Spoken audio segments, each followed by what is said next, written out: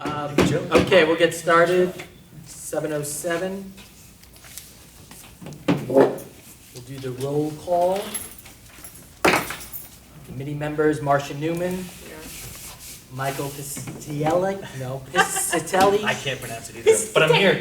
Okay, great. Patty Kirby. Here. Patrice Berlin is excused. Alex is Vicky. Here. And I'm Craig Raydown.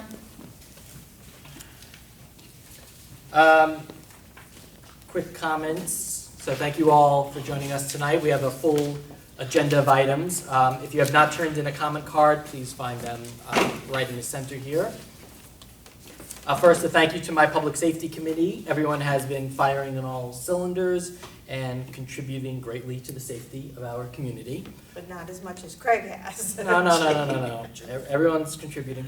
Of course, you're always welcome to reach me directly, but I also encourage you to connect with committee members, Marcia, Patty, Patrice, Michael's Alex. Michael's going to be filming. What do you share what you're doing? I'm looking for a lost city in the Amazon, as well as the killers of 3 previous explorers, so that's going to be fun. When do you leave? Maybe in a week and a half? Coming to Discovery soon, probably. That's Facebook. Oh, wow. New media, Facebook. Yeah. So after we take public comments, I am thrilled that Captain Graham is here and will give us an update where things stand.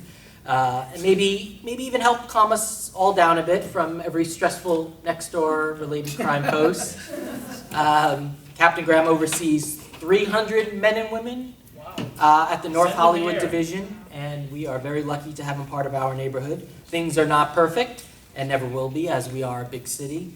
But you can be sure that even with the resource challenges that the LAPD faces, our local force is doing everything in their power to protect us. With that, we'll open it up to public comments on any non-agenda related items. But if you have a question or comment for the captain, please hold that for just a little bit. Nicholas, I'd like to. Why don't you come up here? So and with the camera rolling, this meeting is being recorded, audio and visual. You can speak to the camera. Okay. So my name's Nick. It's my first time to one of these. I'm not sure if you guys saw on Nextdoor, but on Sunday my home was, this guy tried getting into my home. Let's see. On Sunday. He You were followed the one. my fiance's cousin in as to the front door, and after she went in, he waited about 27 minutes before trying to get in on his own. So I have flyers here if anybody wants, and it has links to the video and as well as the LAPD report number and the phone number for the sheriff, or not the sheriff, the detective. Don't call the sheriff. Yeah, don't call the sheriff. Noah Stone is the head of my detective table that's handling that case. Yeah, so I have flyers if anybody wants. Whereabouts do you live? Studio Village, Colfax, and Moorpark. Are you also a resident of that complex? Is that we were trying to discuss it before I set the senior lead officer out. Forgive me, but go ahead. is it an apartment complex or a condo complex? Condo.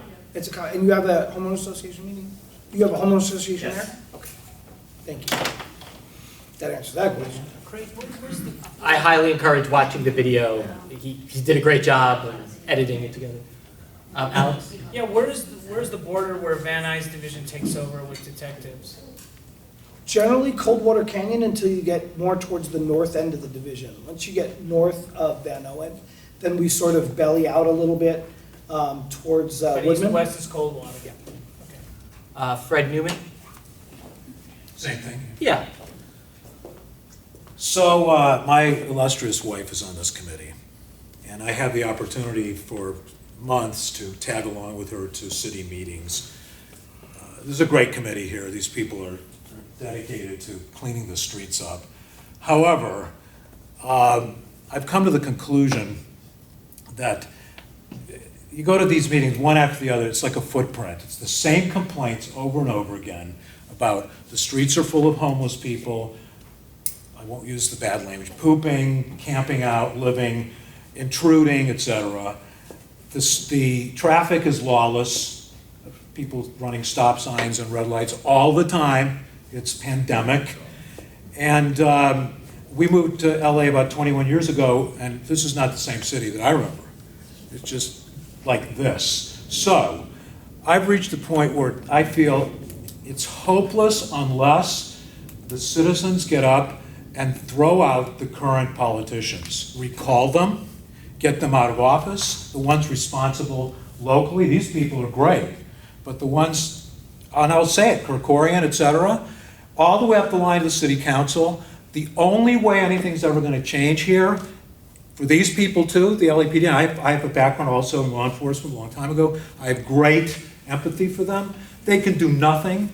Go to the Vons at, not Vons, but Kroger, it's not.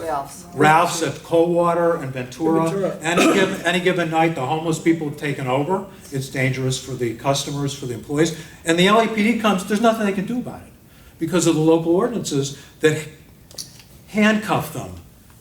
You know, whatever.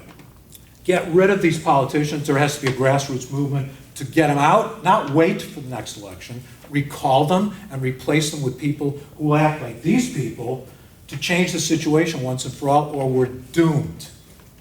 That's how I feel about it. Okay. Anyone have any last minute public comments? Okay. We'll turn it over to the captain. Sure.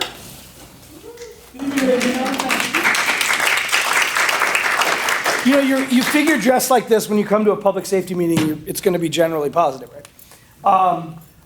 So a little bit about me.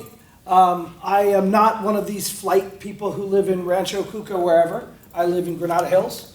My children go to Los Angeles Unified School District schools. My son is just started today. It's not even double digits into August, and my son started today at Granada Hills High School.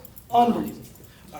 I've grown up in Los Angeles my entire life, and just to tell you one little bit of my sappy story, I grew up as a half Filipino with a white last name in Bayonne, New Jersey. Not what you'd say is the most cosmopolitan town out there, right? And so growing up in this environment, and my parents, I love them so much, they made sure, okay, you want me to be over, I can wander around over here. Yeah. To Patty, Okay. So they made sure my experience was going to be awesome by putting me into kindergarten when I was 4. So I was the smallest kid in my class in every single grade. So when I moved to California, I moved to Panorama City. And within the first couple of days of living there, I took a walk to the Panorama Mall. And to me, that was the biggest indoor structure I had ever seen in my entire life. Right? Because we didn't have that kind of stuff in Bayonne. I had to go to Staten Island to go see Star Wars, and that was in a mall that was like half the size. Right? Well, I looked around at that mall, and you know what? I kind of saw what I see just right here. I saw this diversity that doesn't exist where I grew up.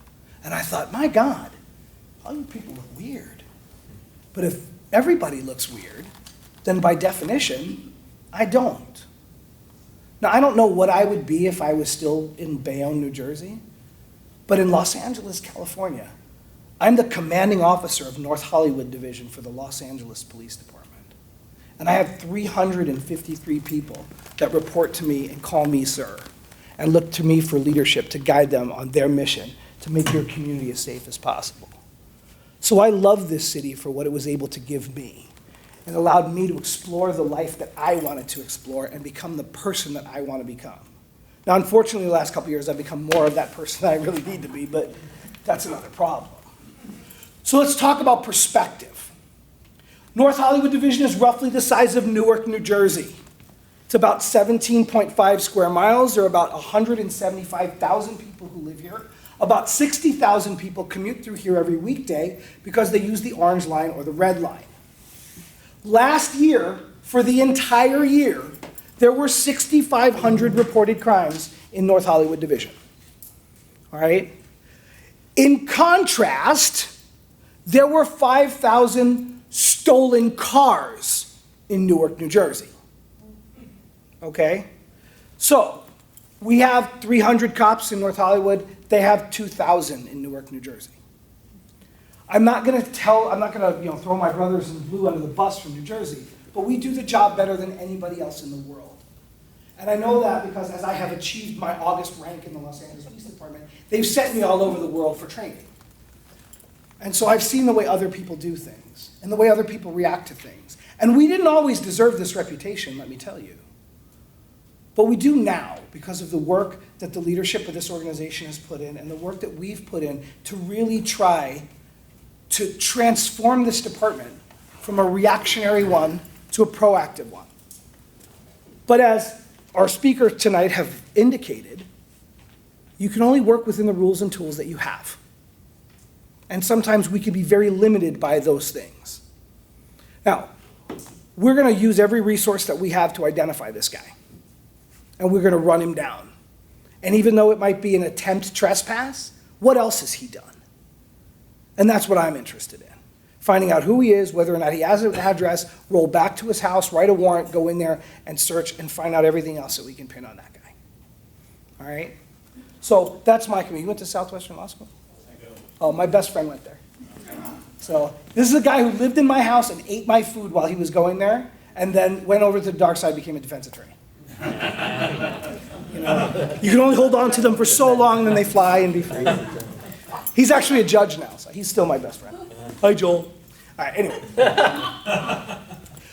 So that's a little bit of perspective. Now, how are we doing so far this year? Well, let me start on the positive, all right? After a 10% reduction in auto theft last year, we're actually at minus another 7.5% this year. All right, so last year there were 90 fewer cars than there were stolen the year before, and now I think we're on track to have another 70 cars less than that stolen this year. And why is that significant? Because historically, North Hollywood has led the city in stolen cars.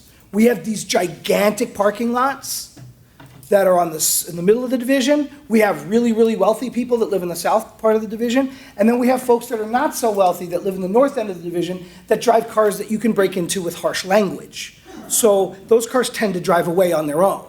All right? In fact, right now, one of the trends that we're experiencing is theft of car batteries from late or early model Toyota Camrys, usually from 89 to 96, because some genius put on YouTube the directions on how to pop the hood on a Toyota Camry without actually getting into the car. So because that has been enabled, people go in and they steal the batteries. There's 3 theories as to why.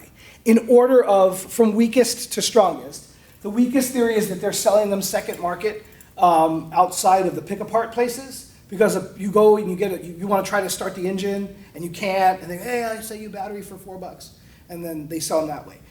We reached out to our foothill partners up north of Roscoe, and they're not really seeing that. So, but a theory's a theory until it's disproven. Secondly, my narcotics guys are telling me that battery acid has been repurposed to the cooking of methamphetamine. We have not seen any physical evidence of that in North Hollywood Division, but we have heard of similar instances out in Riverside and Bakersfield and counties of a whole lot of nothing, so they could blow themselves up without worrying about anybody else. So that's kind of still on the burner as a potential theory. My Occam's razor theory, the one that's most likely, we have also heard that in these RV communities, you will have somebody that will charge you $2 to charge your cell phone, and they're charging their cell phones off the car batteries that they steal out of these cars. Tough for us because a car battery does not have a unique identifier on the battery, and so there's no way to prove that it wasn't stolen. And believe it or not, when we go to court or we try to file these cases with the district attorney, what kind of attorney do you want to be? Oh, okay. So there's attorneys out there that sue other attorneys, so there's hope for the whole profession. I'm joking. But you go and this guy's got 15 batteries, and he's charging people to charge his cell phone, doesn't have $1 to his name. You try to present that case to the district attorney, and they'll say, how do you know they were stolen batteries? What's his story? Well, his story is that he found them in the trash. Oh, well, then he found them in the trash. Isn't that just as likely of a story than he stole it? Right? And we don't get it filed. And it's a problem. It's a problem. So I was going to save it to the end, but let's just jump right into the homeless discussion. All right? So if you've read the Daily News 2 weeks ago, or 2 weekends ago, the Daily News got the latest count from LAHSA, which is the Los Angeles Homeless Service Authority. And according to LAHSA's original count, They had projected the increase for the homeless population in Council District 2 by 20%. Well, the latest statistics that came out actually, what's the word I'm looking for, teased out more specific to zip codes. And if you combine the zip codes that are known as North Hollywood, it's a 200% increase in the homeless population. 2,200 homeless people now live in the zip codes over 1 year. Now live in the area around North Hollywood Division. Now you say, well, what caused this?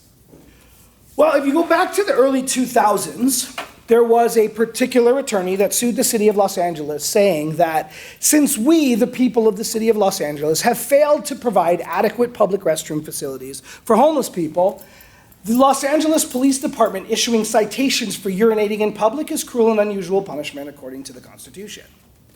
And she won. And I remember as a young police officer having to take a 4-hour class given by the city attorney as to how to properly arrest someone for peeing in public as a result of that lawsuit. So empowered by that particular judgment, this individual went on to sue the city on behalf of someone named Jones. And that individual was sleeping in a tent on a city sidewalk when he was cited by the Los Angeles Police Department for 4118D, which is blocking the sidewalk, and 5611 of the LA Municipal Code, which is using a public thoroughfare to store your private stuff.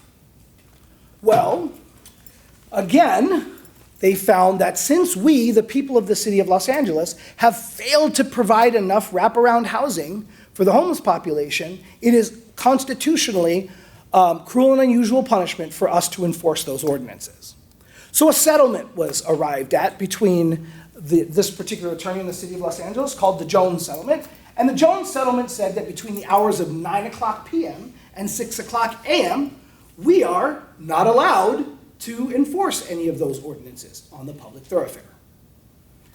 Then along came a lawsuit that was issued on behalf of someone named Levon. And Levon's complaint to this same attorney was that, well, you know, I collect all this stuff in my homeless encampment, and the police department comes and cleans it all up, or the Department of Sanitation comes and cleans it all up, and that's an illegal Fourth Amendment seizure of my stuff. And again, the courts found in favor of Levon, and so now, even repurposed obvious trash that is on the sidewalk that is claimed by a homeless person, who's now legally allowed to be there between 9 at night and 6 in the morning, is their personal property. So we can't come along and just clean up the sidewalk. We can't come along and just clean up the wash. We can't come along and just clean up the park. We have to post it for 72 hours originally. Now we only have to post it for 24 hours before we come back and we're allowed to actually remove the property. We can't dispose of it. We have to keep it for 90 days somewhere so that it can be claimed by someone who saw the post. And then, and only then, can we actually get rid of this repurposed trash or whatever it happens to be. So in the early 1980s, the city of Los Angeles passed a law saying it is illegal to use a vehicle as a domicile while parked in the public thoroughfare. You can't live in your car parked on the street. It's not sanitary, it's not safe, it's not what the street was intended for. I didn't pay taxes to have somebody be able to have a room there. I paid taxes to have a road and park my car. And for 20 years, that was the law. And then somebody took us to court and said it was unconstitutionally vague. And they won. And so then it became legal to live in your car. So the city passed 2 ordinances over the next 2 years to try to regulate it again, and both of them were taken to court, and both of them were declared unconstitutionally vague.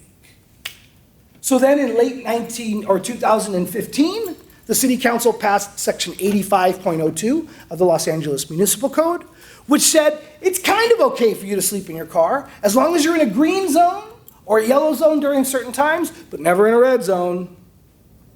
See, the unfortunate part about that is the green zones, which says you can sleep in your car, live in your car at any time of the day or night, are not in the middle of the desert somewhere. People work there. In fact, we're at CBS Studios, aren't we? And many of the businesses along Sherman Way which have now become basically KOA parks without the hookups or sanitation, are props providers and foliage providers and sound studios for the entertainment industry, who've all made it very clear to my senior lead officer from the area, Cal Saramora, that as soon as their lease is done, so are they. Because why would I want my employees to walk through all of this to come to work every day? Now, we could just go out and enforce it, right? No problem. Go up, hey, Los Angeles Police Department, you're parked in a green zone, you're not allowed to be here. I'm sorry, you're parked in a red zone, you're not allowed to be here. And you know what happens? No one comes to the door. Because the lawyers have told them, just don't answer the door. So if they don't answer the door, I'm telling you right now, as a police captain, I'm not going to order my officers to get a battering ram and a hooligan and pop the door off an RV just to write a citation. I'm not going to do it. It endangers my officers, and it endangers that person who is, yes, knowingly violating the law, but nobody should be hurt for that. So, the city had 2 years to write a better law. 85.02 of the Los Angeles Municipal Code was put into effect in January of 2017. I'm going to tape the floor. No, it's all good. It was put into effect in January of 2017 and was set to sunset on July 1st, 2018. Presumably, giving the city 2.5 years to write a better law. That didn't happen. And it was extended for another 6 months. So, that's where we are with people who live in RVs. Oh, the other problem with people who live in RVs? After we actually did start towing some folks, the official police garages that have contracts with the city said, we're not doing this anymore. You want us to tow these RVs into our lot? Nobody buys them. They're biohazard cesspools. I can't crush them because environmental laws say that I can't crush a car that's potentially full of biohazard material. And I can't junk them. So they're just costing us money, so we're not going to tow them anymore.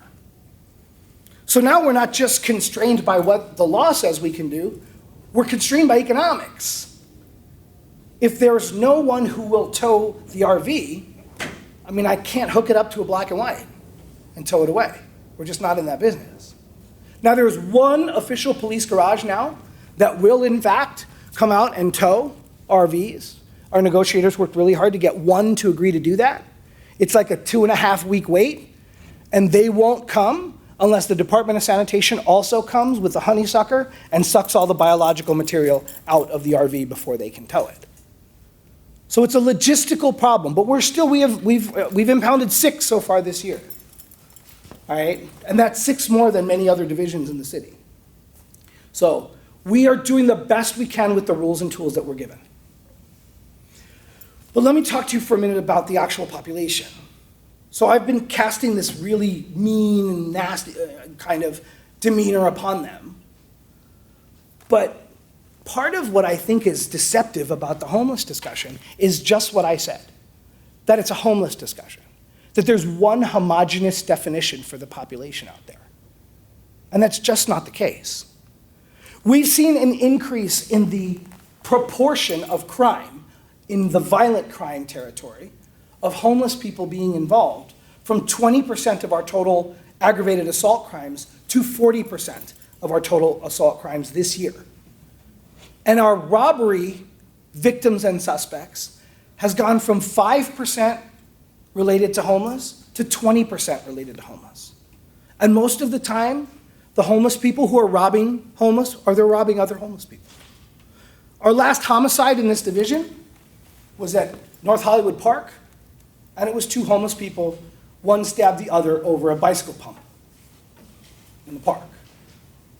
So I don't want, the discussion about homeless being a homogeneous term of one population just isn't true.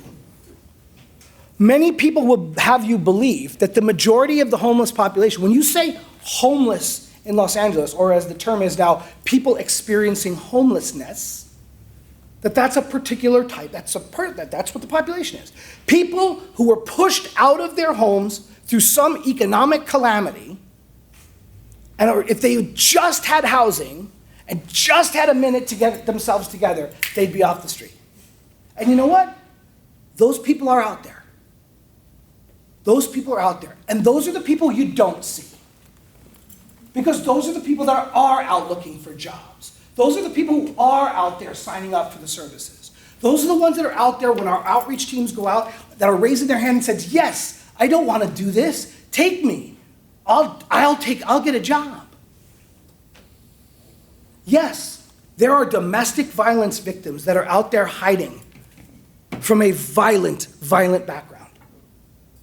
And I want to find those people, and I want to get them off the street.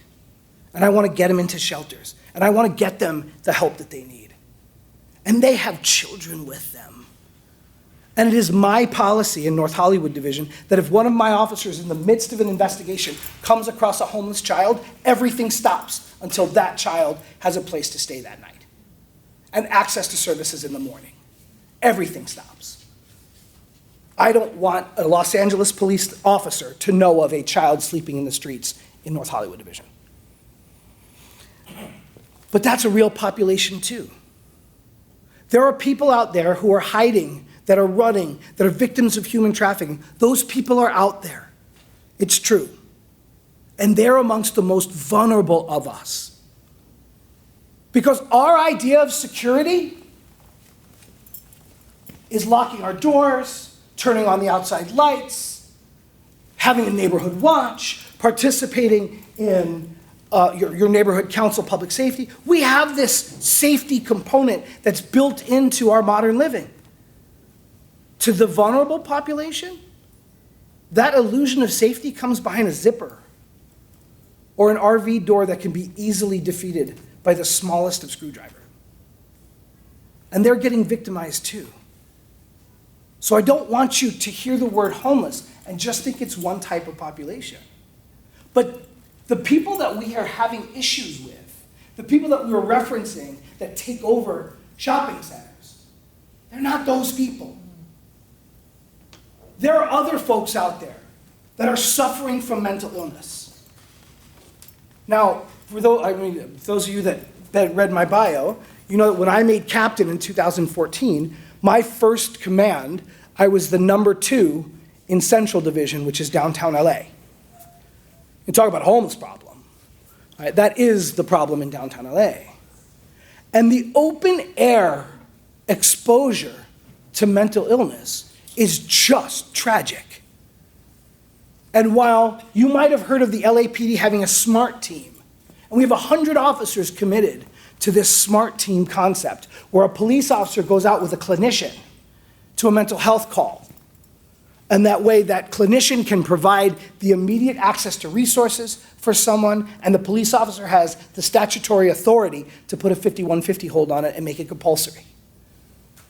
But those are people for post-crisis events or in-crisis events. Many of these homeless people are clearly suffering from mental illness and not getting any outreach at all. And while the argument has been made that they have a right to live that way, do we have a right to potentially be victimized? He says, oh, that's just not fair. When I was a captain at Central, there was a woman walking home with her groceries. She was at 8th and Spring. There was construction in a building that she was walking on the sidewalk on. And you know how in downtown they have those scaffoldings and they kind of force you into a much more confined space on the sidewalk. So she's got 2 things of groceries, and she's passing by this guy who's walking in the other direction, and for no reason whatsoever, he punches her in the face, to the point where he broke her ocular bone. And she was lying on the ground crying for help as he ran away laughing. Doesn't she have a right to walk home with her groceries and make it home? What are we doing with these people? So a huge portion of this population is suffering from mental illness. And I'll tell you what, I've arrested thousands of people in my 23 years on the police department, many of them for narcotics violations. Don't have a whole lot of sympathy for those folks until I worked Skid Row. and then you look at the conditions that these people are in, and you think about a life of waking up in the morning, thanking whatever deity you believe in that you lasted the night, packing up all the possessions that you have in the world and putting them in a bubby cart, and trying to find something to do for the next 12 hours. And hope that your spot on the sidewalk is available to you again. And then somebody comes along, all tatted down, with a shaved head, and says, hey man, here's 6 balloons of heroin. You sell 5, you keep the last one for yourself. Why wouldn't you? And so much of that mental illness translates into substance abuse, which translates back into mental abuse. But the laws have changed now. Prop 47 says all possession is a misdemeanor, because that's all nonviolent. Well, it used to be that you could choose diversion instead of the felony charge. Don't go to prison, go to drug treatment. And that was successful 23% of the time. Which, when you think about addiction, that's a fairly good success rate. Out of every 100 people we arrest, 23 people, 100 that arrest and go to diversion, 23 of those people we don't have to worry about again, because they successfully beat their habit. Now nobody goes to diversion. Because, from my own personal contacts, a defense attorney's job is to give the least possible exposure to their client, right? So you have a choice. You can go to a 6-month rehab program or plead guilty to the misdemeanor charge and walk out the door with time served. What do you think they're going to pick? And what do you think they pick over and over and over again? So that whole piece where we'll give that support to the substance abuse, there's no more, at least from the legal, the criminal justice system point of view, that's not feeding that piece either. So you've got this massive population of people who are suffering in this circle of substance abuse and mental illness. And then you've got this last part. And this last part, and there's 2 phases to this last portion of the population. I was at a scene of a barricaded suspect call over, there's a Sunrise Ford. So Saturday morning, suspect decided that he didn't want to sleep on the streets that night, so broke the side window of the Sunrise Ford office, was sleeping in the office. So when the office people came in the morning to open the office, they woke him up, he grabbed a big shard of glass and chased them all out of the office, right? And then barricaded himself inside. So we went and got him and hooked him up, and he's going to go to jail now. So while I'm standing there watching my officers work, this guy comes up to me and says, I want to make a complaint about one of your officers. Captain, oh, okay. What's the complaint? John Catalano is targeting me for enforcement. Okay? Please tell me how that's happening. Every time I park my RV in a red zone, he gives me a parking ticket. Can you say that again to me slowly so I can try to find the misconduct in what you said? He said, well, it's every time I park in a red zone, he gives me a parking ticket. Oh, well, certainly I see the problem. So we get into a conversation, and it turns out he paints props for the movie industry. Makes like $3,000 a month. You make $3,000 a month, why don't you go stay at some place with hookups? You gotta park your RV in the red zone. And he looks me straight in the face and why the hell would I wanna pay $800 a month for that? Right? He doesn't pay his parking tickets, and no one's gonna tow his RV. So why would I bother wasting the money? Those are real. Those are real. And then there's what you call the grossly criminal. And they're the ones that are hiding in the tent cities because they're gangsters and drug dealers, and they're taking advantage of all of those other people. Or they're hiding in those areas because it gives them easy access to businesses and or homes that are along the wash, the freeway embankment, the railroad tracks. And they're easily in and out of the neighborhoods, breaking into houses and jumping out. So, everybody happy now? Depressed? Charlie Beck spent 8 years talking about relationship-based policing. I said, what does that mean? The new buzzword, right? Well, we had community police training, so are we trading that in now? What are the hallmarks of community policing, which started in the 70s? The 2 foundational hallmarks of community policing is agency transparency and community input. Tell us what you need, community, and we will do our best to fulfill your needs, and we will try to have as transparent a police department as we can. Well, now we're at a point where, as you have pointed out, and as I perhaps have successfully described to you, a limited scope with which we can operate within this particular environment. So where does the relationship part come in? I don't want community input anymore. What I need is community involvement. And that starts by looking at how we live our lives. We live our lives in a big city. It's a reality. And you know what? Maybe going out and whatever, drain the swamp, whatever buzzword you want to use, fine. We just had an election 2 months ago, 22% of the state voted. 22%, right? Turn on every news channel, everybody's mad, they're marching, they got signs, they're burning stuff, they're throwing stuff at people. People are fighting over what t-shirt you wore to what rally. And everybody's so pissed that only 22% of the state voted. I'm not impressed. In New Jersey, 106% of the registered voters vote. So I'm not impressed at all by what you guys are doing in California. So maybe that's not the immediate answer. Maybe the immediate answer is, how do we make your community more resilient to that guy? How do we make him not want to come to that complex? How do we make them not want to get off the freeway here? The first part is, there are 3 legs to the stool of crime: the will to commit a crime, the ability to commit a crime, and the criminal's perception of their chances for escape. And by escape, I mean the broader terms of escape or lack of prosecution or whatever that means, right? And each one of those legs is controlled by one of the parties involved in the crime. The will to commit a crime, that's bad guy's problem. Bad guy puts that into the universe, the will to commit a crime.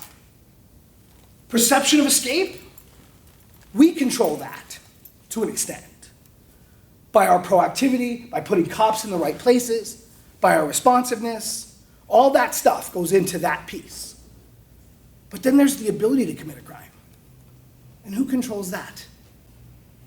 For the most part, you do. The most prolific crime in North Hollywood is burglary or theft from motor vehicle. That happens between 35 and 45 times a week in my 17.5 square mile division. And of those 40-something crimes, at least 30 of them are because somebody left something in the car to be stolen. Sir. I'm his neighbor. I live in Studio Village, and I would just like to thank you for coming and speaking to us tonight. I would have liked to have seen your detective here to update us on the investigation. And in terms of escape route or vulnerability, I don't know if you guys are familiar with Studio Village, but we're right across the river. from the wash, yeah. So you have a path to run along there. What I'm disturbed by, and I appreciate the discussion about the homeless, and I acknowledge it's an ongoing issue. I too lived in LA a long time in different parts of it, and have seen how that's impacted local businesses and communities. What I'm concerned about is that guy followed this young woman into a townhouse complex, so he obviously had pretty clear intent in my mind. And I don't know, this wasn't mentioned, and obviously this is a detail that I think is pertinent, but his fly was undone. So the gentleman seemed like he could have had a very clear intent. Okay. So, but you had mentioned earlier at the start of the discussion that it could have been a trespass, and I think that's really downplaying what this gentleman did. So, as I'm sure the good counselor will tell you when he graduates, right? Criminal law is very black and white. All right? What we think their intent is mildly interesting to jury instructions. A crime either is or it isn't. And so when somebody pushes himself up on the wall and takes a look into your apartment, that's a trespass. That's the crime we have. Right? Whether or not he had Pushing permission. the door, right? But when he knows someone's in there, that's aggravated. Aggravated trespass, right, it's a felony. But this was only simple trespass as classification. How do you figure? It's a title trespass, no? Right. But, And that's like a bare minimum. Well, okay, so aggravated trespass involves using violence to go past a person to gain access to the property. No, the elements of aggravated trespass are trespassing and you know it to be inhabited. Okay, He knew it to be inhabited. okay, fair. And his body crossed the plane, so that's trespass. Okay, and that will be up to the district attorney to file. All right, we're not gonna investigate it any differently. All right, all of the same, we're gonna use facial recognition software. We've already got the flyer out to every unit that we have that works the area normally. The senior lead officer has got the flyer. We're gonna go to businesses and we're gonna see if anybody knows that guy. When the homeless guys come back to, the police officers who work the homeless detail, come back, we'll circulate the flyer to them and see if he's homeless. Do you guys know this guy? All right? And if we get any hits across the board in any of those things, we'll go out, find him, and we'll hook him up, and we'll take him to jail. And then we'll turn it over to the district attorney. And whether it's a simple trespass, or an aggravated trespass, or if he had actually tried to kick a window, which now means you have an attempt burglary, all of the investigative process will be the same. I assure you. And I got briefed on your case just 3 hours ago. All right, so I apologize the detective is not here. I'm here, Yeah, no, I appreciate that. and I'm his boss. So I assure you. And the other point that you raised is if there's an HOA, there's an active HOA, we pay for security service.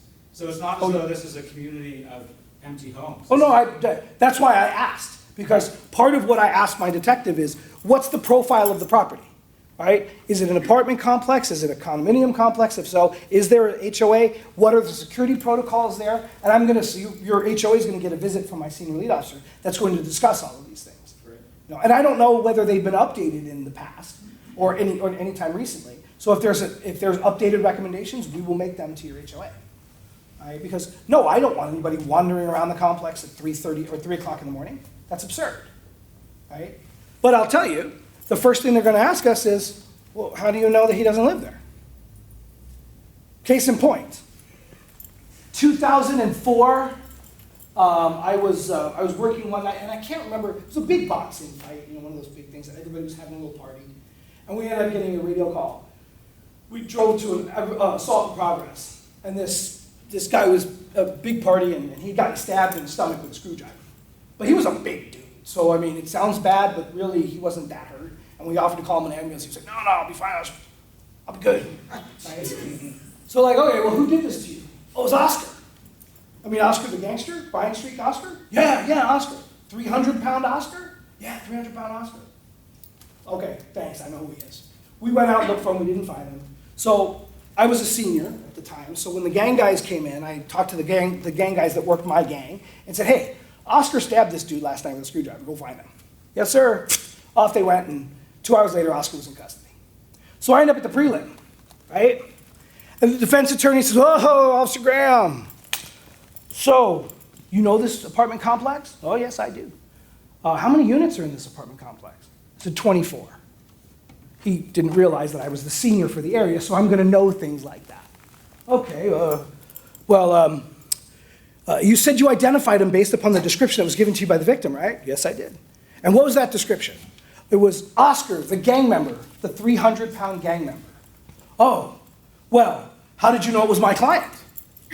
Well, because Oscar, the 300-pound gang member, lives in 14D. Well, isn't it possible that there could be another 300-pound man named Oscar living in the complex? And that's where we are in the criminal justice system. I think my response is, you mean possible like you can balance an elephant on 4 wine glasses? Possible? Sure. So I got an objection, and the judge was humored. The judge laughed, and we moved on. And he was helping us. But that's where the discussion goes. Could there be another 300-pound gangster named Oscar? Sure, there could be. But not the one that stabbed that guy. So, going back to my relationship-based policing piece, when I send my senior lead officer out, I hope that the HOA there is going to be receptive to that officer and go around and have that conversation about what are we doing, what does security mean to you, what does it look like, all of those pieces. Because it doesn't always happen. Some of these big apartment complexes that are growing up around the red line, they don't want to have anything to do with us, even though there are burglary for motor vehicle problems going on in their garage. If the police department comes in and puts up no trespassing signs, then they're admitting that there's a problem. So we don't always get 100% cooperation, and that's what we're asking for. That's what relationship-based policing is about. It's about people taking responsibility for policing the neighborhood, because there's only 300 cops that work in North Hollywood. I mean, this guy's doorbell filmed this to you. I mean, you gotta think that's a pretty strong piece of evidence. There is, okay, yes, of course it is. We have the guy's picture. If it wasn't for the guy's picture, we wouldn't be able to use facial recognition software to try to find him. So absolutely. And when we find him and arrest him, guess what's going to be item number 1? It's going to be the video. So absolutely. But giving me the clearest video in the world doesn't make him magically appear in my police car. We still have to conduct an investigation. We still have to identify who he is. And once we find out who he is, find out where he is and go and get him. And every resource that I have at my command will be utilized to do so.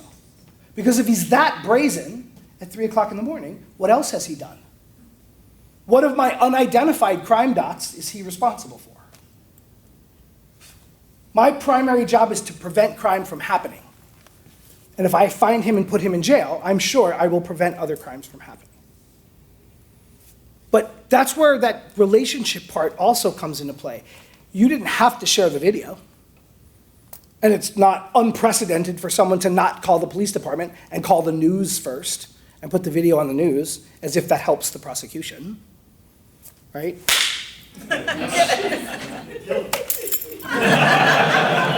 As if that helps the prosecution. So not everybody cooperates with the police. And I understand if there's a history there, right? And hey, I'm one of 10,000. And I'm one of 10,000 that has a history that goes back to 1889. So the Los Angeles Police Department has not always been a progressive law enforcement agency. I know that. I accepted that when I put this uniform on 23 years ago. I did it so that I can help change that image and bring it into the professional policing agency that I believe that we are today, and continue to move forward with that piece. Sir? You mentioned something very disturbing at the CPAC, Police Advisory Board meeting. Was the number 810 or something, the law that was passed whereby, unless I got this wrong, a criminal, no matter what the crime, if a social services person. Oh, the 1231 Yeah, right. can you explain that? 'Cause that's pretty Okay. disturbing.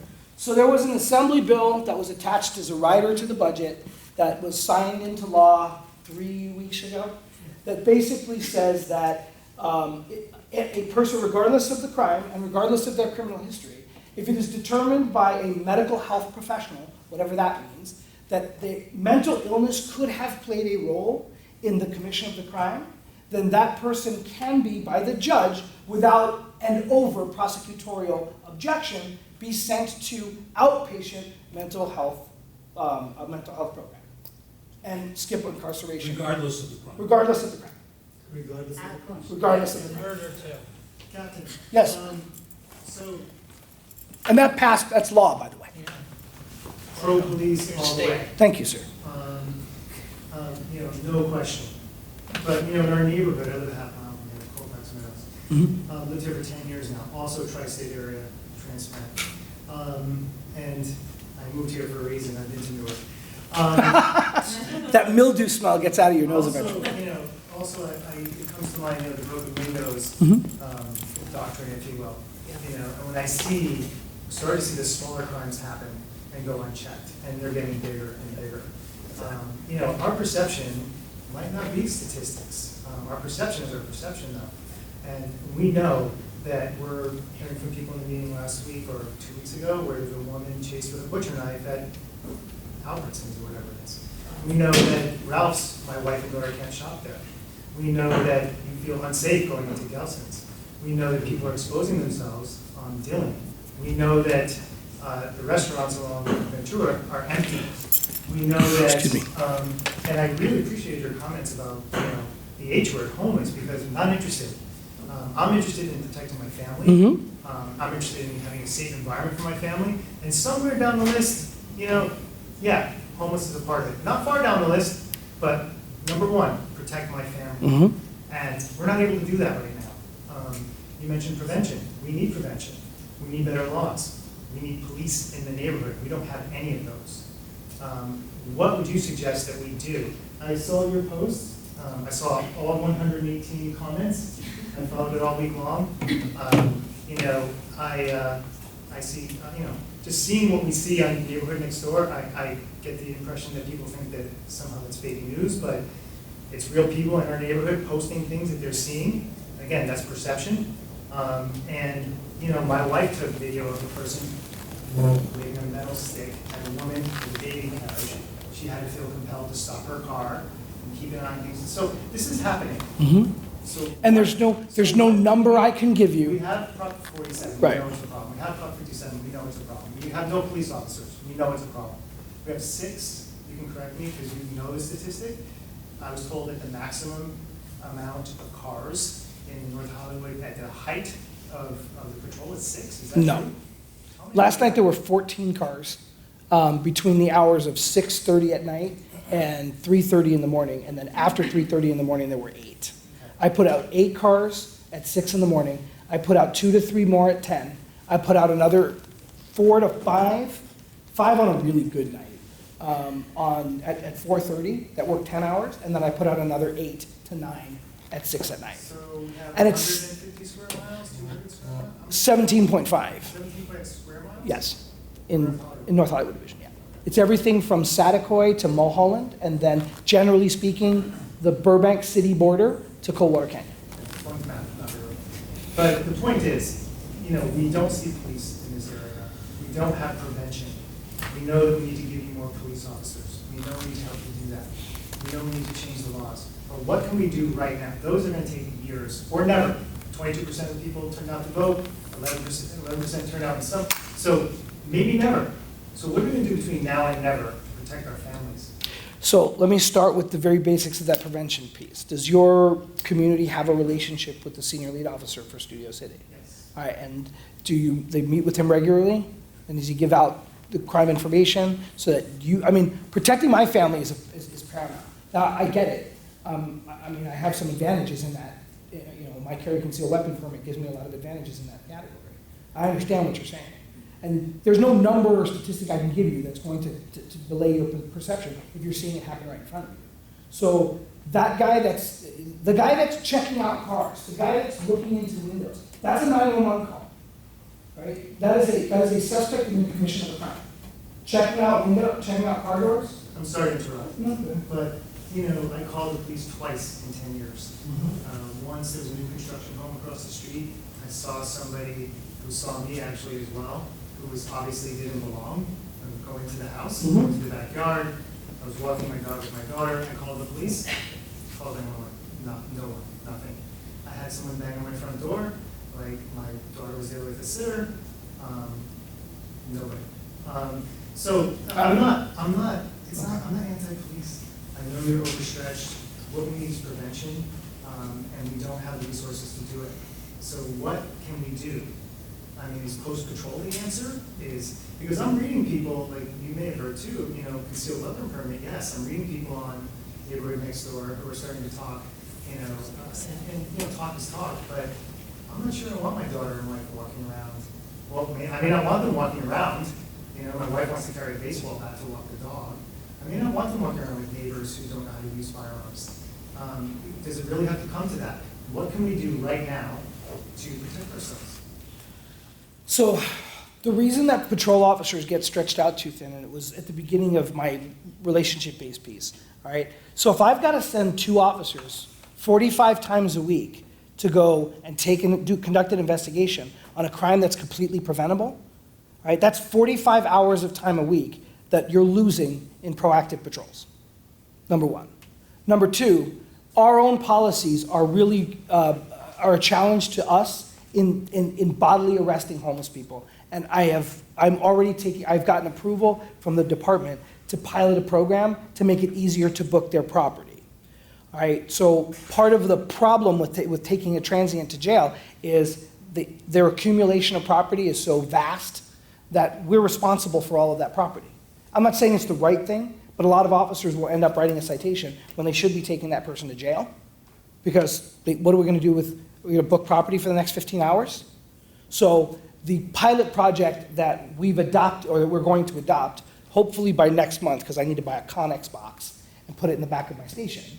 But what happens downtown in Skid Row is if we arrest a transient, 5611 of the Los Angeles Municipal Code in its current iteration allows you to keep 60 gallons worth of property. So we'll give you a 60-gallon trash bag, take whatever's important, you put it in there. That gets booked as one item. All the rest of the stuff gets cleaned up and moved to jail. Right. That's going to completely change the logistics of being able to bodily enforce those laws. All right. You mentioned prevention, and I think we all believe that. I've been told that your officers only have time to go from call to call to call to call. And so patrol doesn't exist, does it? I mean, if they're going from call to call to call, and, patrol would be a deterrent, but it doesn't exist. It certainly doesn't exist in Colfax Meadows or anywhere around here. So without that, we have crimes, and you know what they are, between, 2 and 4 a.m., chances are there's going to be a break-in somewhere within a half mile of here tonight. We've had home invasions within a half mile of here, 2, I think, in the last year. Oh, maybe a mile from here, we've had a couple more. We've had those, people climbing into sliding doors at some of the condos. Yep. in the Moore Park. So, And they're back again, by the way. So this is happening. Yes. And we don't have prevention, we don't have patrol. I understand why we don't, because we don't have officers. Well, before we continue, when you say prevention, what does that mean to you? I think that you need better laws. Okay. So that you can enforce them, we know that, but again. Agreed. I know everyone on this panel is working hard on, at that, Mhm. but again, 22%.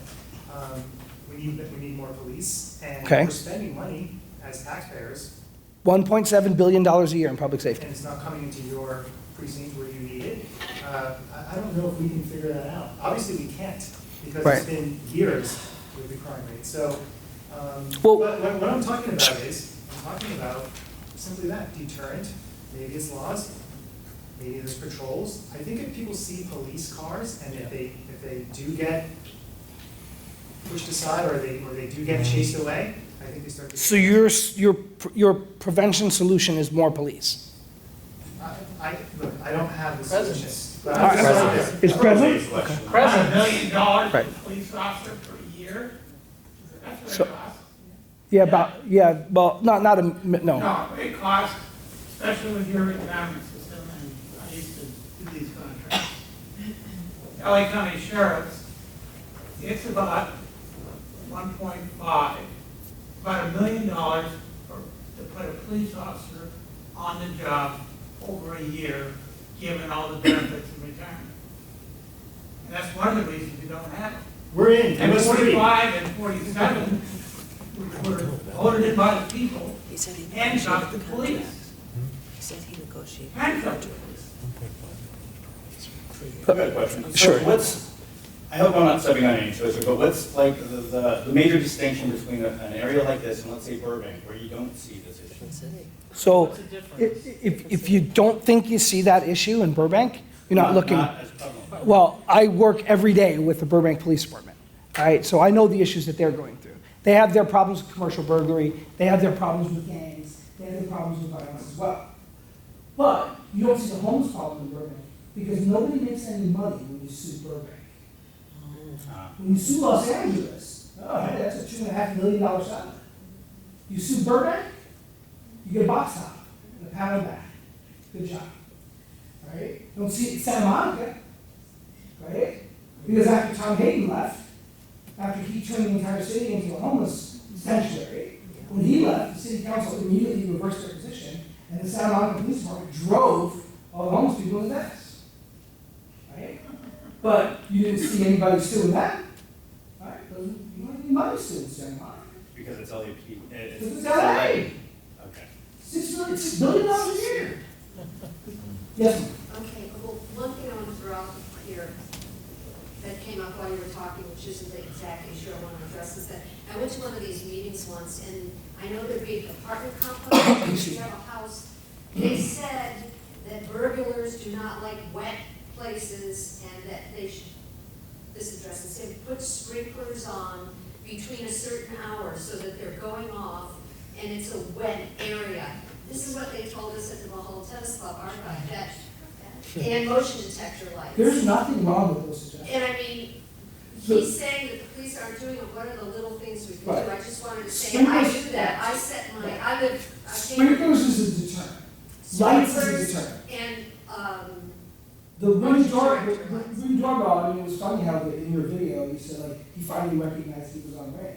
I mean, I've got my ring, I got my big sign on it, I'm protected by ring in front of my house. but in relation to that, you had mentioned that the trespassing suspect photograph was being shown by the police department to various places in the city. Yes. Now, is it illegal, and when you say community should take things upon themselves, if the community could mass produce the photograph and say something? How many hits do you have so far on YouTube? On the video? 3,000, and it's a private video. You So- have to have the link to. So I mean, with a private link, he's got 3,000 hits. I don't know, you're gonna do a better job than social media at mass producing. Well, There's I'm no not problem with sure that at where all. those people that are interested live, I'm talking about the actual areas that we're talking about, where if you have a lost dog, you see lots of lost cats. Go for it, absolutely. He's got flyers. Could they put a Sure. photograph and say something that was legally appropriate? And Absolutely. post them on trees? Have you seen this guy? Call Detective Stone at LAPD. Captain? Off hours, call the desk. Yes, sir. Can I ask a quick question to what you're saying?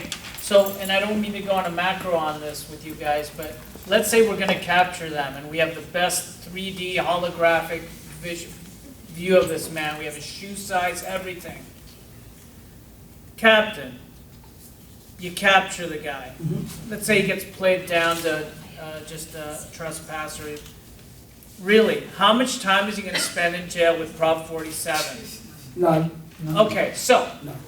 I'm sorry to, this is great, you know, we're putting great, Well, but her it's point. not a deterrent. If I- That's in the system, he was wiping his prints. Guys, if I may. There's a recessivity, Yes, they're gonna come if I back, may. it's like, what are you gonna do about Her it? point is well taken. Yes. If there are physical resiliencies that your community can deploy, then that guy never commits the crime.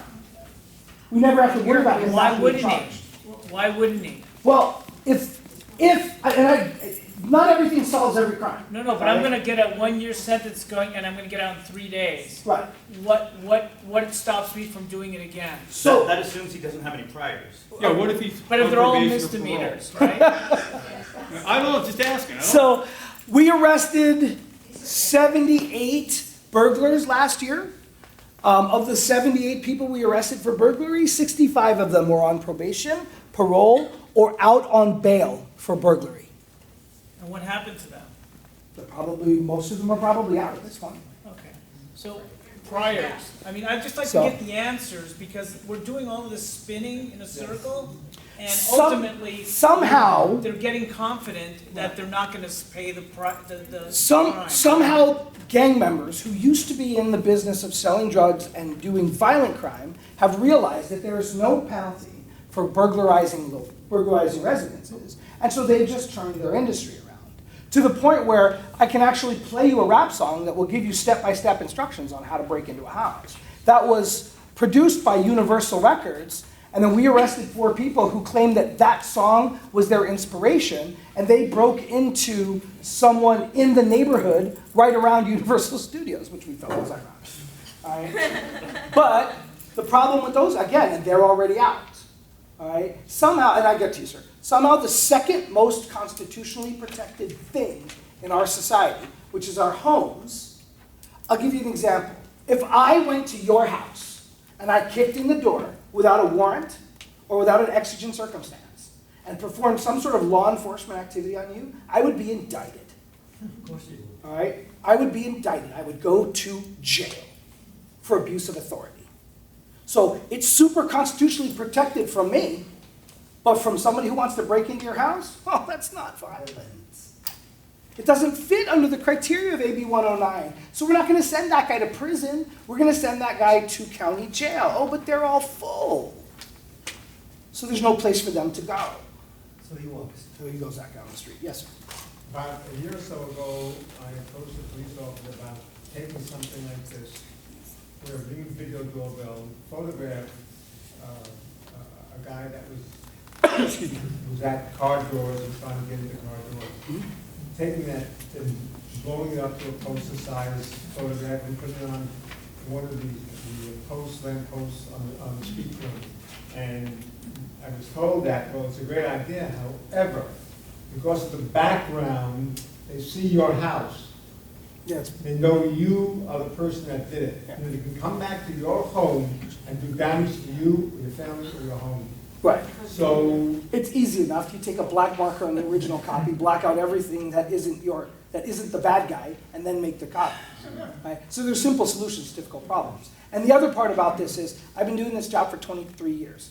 All right? The idea that, oh, they're going to look at the flyer and they're going to, that's a possibility. Does it happen? Not very often. All right? But the safest thing to do is, yes, remove all evidence of who you are from that and then publish the flyer. Yes, sir. Just going back to the homeless situation Mhm. for 1 second, I just was wondering, how could it be that Agnes, the woman that lives at Moore Park, on the corner of Laurel Canyon and Moore Park, Okay. she's lived there for years, Mhm. years. And I know that she moves her gear and her time, onto the sidewalk, so she stays within. But is it legal for her to live in the park No. for 5 years? No. Then why isn't anything, what can we do? Well, see, this is what I love about the blue suit, right? Because anytime the justice system fails, like, why didn't you do your job? Okay? If I ran Agnes's rap sheet right now and tell you how many times she's been arrested, right? But how many times she's been convicted, that's a whole other issue. And then what happens when she's convicted? All right? What was the latest, damn it. Because these come up so often now, they all get jumbled around in my head. But in the latest, was it the 4 knock-knock burglars? I think it was the 4 knock-knock burglars. The 4 knock-knock burglars that we arrested last weekend, all right, breaking into a house on the east side in the Coanga Pass area, right? 2 of them were juveniles, 17 years old. They were both on probation for burglary. They got immediately released by juvenile hall because it's a nonviolent crime. The 2 adults, one of them, they're all, by the way, they're all South End gangsters. They're all, well, I don't want to give out the gang because I don't think I can pronounce it correctly. But they're all from South Los Angeles gang, 2 in particular. One of the 2 adults, he was on parole for burglary, and the other adult, I want to say, was 72-page rap sheet. It comes to a point where you're not measuring it in pages anymore. You're measuring it in pounds, right? And I have to go to roll call and tell my officers to not take it personally. I have to go to my officers and tell them, don't lose your heart. And if you see a guy that you arrested him yesterday, and he's doing a crime again, arrest him today. Nobody goes to the gym, picks up a dumbbell and goes 10,479, and I'm done, that's it. It's the last dumbbell I'm ever going to pull. Until your badge says retired, that's the job we do. We can't worry about what happens behind us in the justice system, even though we're blamed for it most of the time, because we're the most visible portion of it. And so you don't see patrols every day in your community. Nobody is sadder about that than I am, because I'm the one responsible for making sure that it happens. And when we put out our patrol criteria and where I want these officers to be, I'm looking at where the crime is happening. And yes, you say, well, the crime is happening right in front of me, officer. I got that. I need to know but if people are not reporting that crime, then that crime doesn't exist in my data analysis, and I can't deploy officers to crimes that I don't know about. And then I have to prioritize, right? So right now, logged on, I have 12 units, I have 2 vice units, I have 4 NED units? Well, 4 NED officers working, yes. And then I have 3 units that I brought in on overtime, specifically to patrol Ventura Boulevard and the Lancashire corridor, right? So that's how many cops you have right now in North Hollywood Division. But if something happens, if there's a shooting, if there's a fire, we're done patrolling tonight because we have to go deal with that. Because that's the mandate of our agency. And so to get back to that relationship-based piece, I want my officers to have more time to patrol. But if I have to respond out there because of the 13 cars that were stolen in North Hollywood Division, 7 people left their keys in their car. I got to go respond out there, conduct an investigation, try to find those stolen cars. They're not patrolling your neighborhood, right? So what can we do? It doesn't seem like there's anything that's going to come out wrong. It might not seem that the effort that you're pedaling the bicycle, if you listen to what I'm asking, is going to help your community right now. But if my officers spent less time investigating crimes that are wholly preventable, so that they can go after the people who are consistently causing the issues in your neighborhood, I think that's what everybody wants. And the traffic, oh my God, the traffic is a nightmare. And I always say, if you ever want to see the true de-evolution of humanity, go to a traffic accident scene and watch how people react to that. It baffles the mind. But yet, a driver's license is so easily accessible in the state of California, we just basically give them away. And even when we don't give them away, we used to be able to take their cars for 30 days, and now that's even suspect. We don't do that. So sometimes it's about rules and tools, but I'll tell you what, right now, there are 47 police officers that are driving around 17 and a half square miles, either responding to radio calls or looking for bad guys. How many motors do you have in your district? Motors are not assigned to the divisions. Motors are assigned on a bureau basis. And so the Valley Traffic Division, I think, has 67 motor cars that's assigned to, yeah. We don't grow the motor fleet all that large. They just sort of move them around. See, there's 10,000 police officers in the city of Los Angeles. Tomorrow there'll be 10,000. If you rub the lamp and got Mike Moore to put 40 more cops here, we're going to take them from somewhere else. So 10,000 is the number. 67 is the number of motor cops we have in the valley. If we want more motor cops, we either convert patrol cops into motor cops, or we take motor cops from another bureau. But that's not at one time, that's shift. Yeah, 67 totally assigned. Yeah. Captain, what about switching overtime officers and putting more lower rung officers? So let's say you have an extra $500,000. Instead of getting 2 officers and then giving them time and a half overtime to equal the 500, why don't you just put 4 at 100? Meaning, what I'm saying is that the overtime is much more expensive to keep a police officer on the streets. Am I correct? Yes, but, okay, so just so that you understand, we don't normally deploy officers on overtime. We do at the MTA because the MTA pays for that. I have those officers in the field right now because the chief of police has authorized me to spend 2,100 hours of overtime specifically to bring back police officers who are on days off and pay them overtime to do specific patrols. But with that pay, specific you can't games. bring newer, I'm just saying lower tiered officers. No, because we don't think of, at the operations level, we don't spend money, we spend hours. And so a P1, he can't work by himself anyway, he's a rookie, but a P2, in my book, a P2 is the same as a 3+1. Your senior lead officer, if they were equal in their pay steps, your senior lead officer will make 11% more than a slick sleeve, all right? But in overtime, it doesn't, at the operational level, it doesn't cost one or the other. And no, we don't put out single officer cars in the city of Los Angeles. So if we're spending if we're spending the same amount per capita as far as taxpayers and whatnot, why don't we have police and other entities and jurisdictions anywhere else? Why are they not going through this right now, outside of the city of Los Angeles? You don't think so? Well, like we talked about Burbank. Right. You don't think they have deployment problems though in Burbank? Or San Right, but Jose? they have much more coverage than we do. Okay, fair.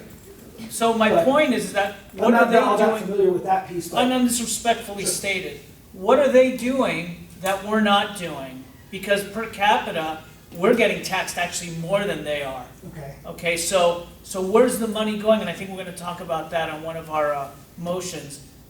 I'd like to find out why we don't have coverage. I understand, don't make calls on things that are preventable, but Whoa, where's whoa, No, meaning be preventable Yes, so we don't thank have to you. go to those calls. Take Okay, steps take to steps. prevent the crime. But- Don't not call me when there's crime. Right, exactly. But Captain, we're also living lives and trying to work and make a living and protect our families. We could do all those, and I think we are. We're getting the messages. But we need, Maybe, need wait, patrols. before we go Yes. on, maybe you are, maybe some people in this room are, but yet every week, for 30 hours a week, I send coppers out to investigate completely preventable burglary from but that's everywhere, Okay, Captain. so what I'm saying to you is, it doesn't have to be. All right, and our biggest, because you rub the lamp tomorrow, and get Mike Moore to agree to put 100 more cops in Hollywood. They're gonna come from somewhere. So Great. somebody else in the system, somewhere else in the city is going to start this conversation. Well, we have nothing, so we're Well, gonna be a so- good start. We have nothing, Captain, we Okay. have nothing. Okay, so I respectfully disagree Okay. with nothing, right? Because 300 cops is not nothing. No, My officers that are I out there see working nothing. out right now are not nothing. But I hear, tonight you're gonna hear some street racing on Coldwater. You're gonna see people making incredible U-turns, crossing the street, doing crazy stuff tonight. I do see a patrol every now and then, but without presence, this will continue and it will get worse. Every single night on Coldwater, I hear drag racing, every single night. I know you have a new task force out there, but it's very little for the area you're covering. It looks good, I applaud it, but it's not being effective where we live. So my point is, we need automobiles, we need presence. Just out of curiosity, Yes. have you been in touch with the traffic division? Do they know specifically where you're talking about?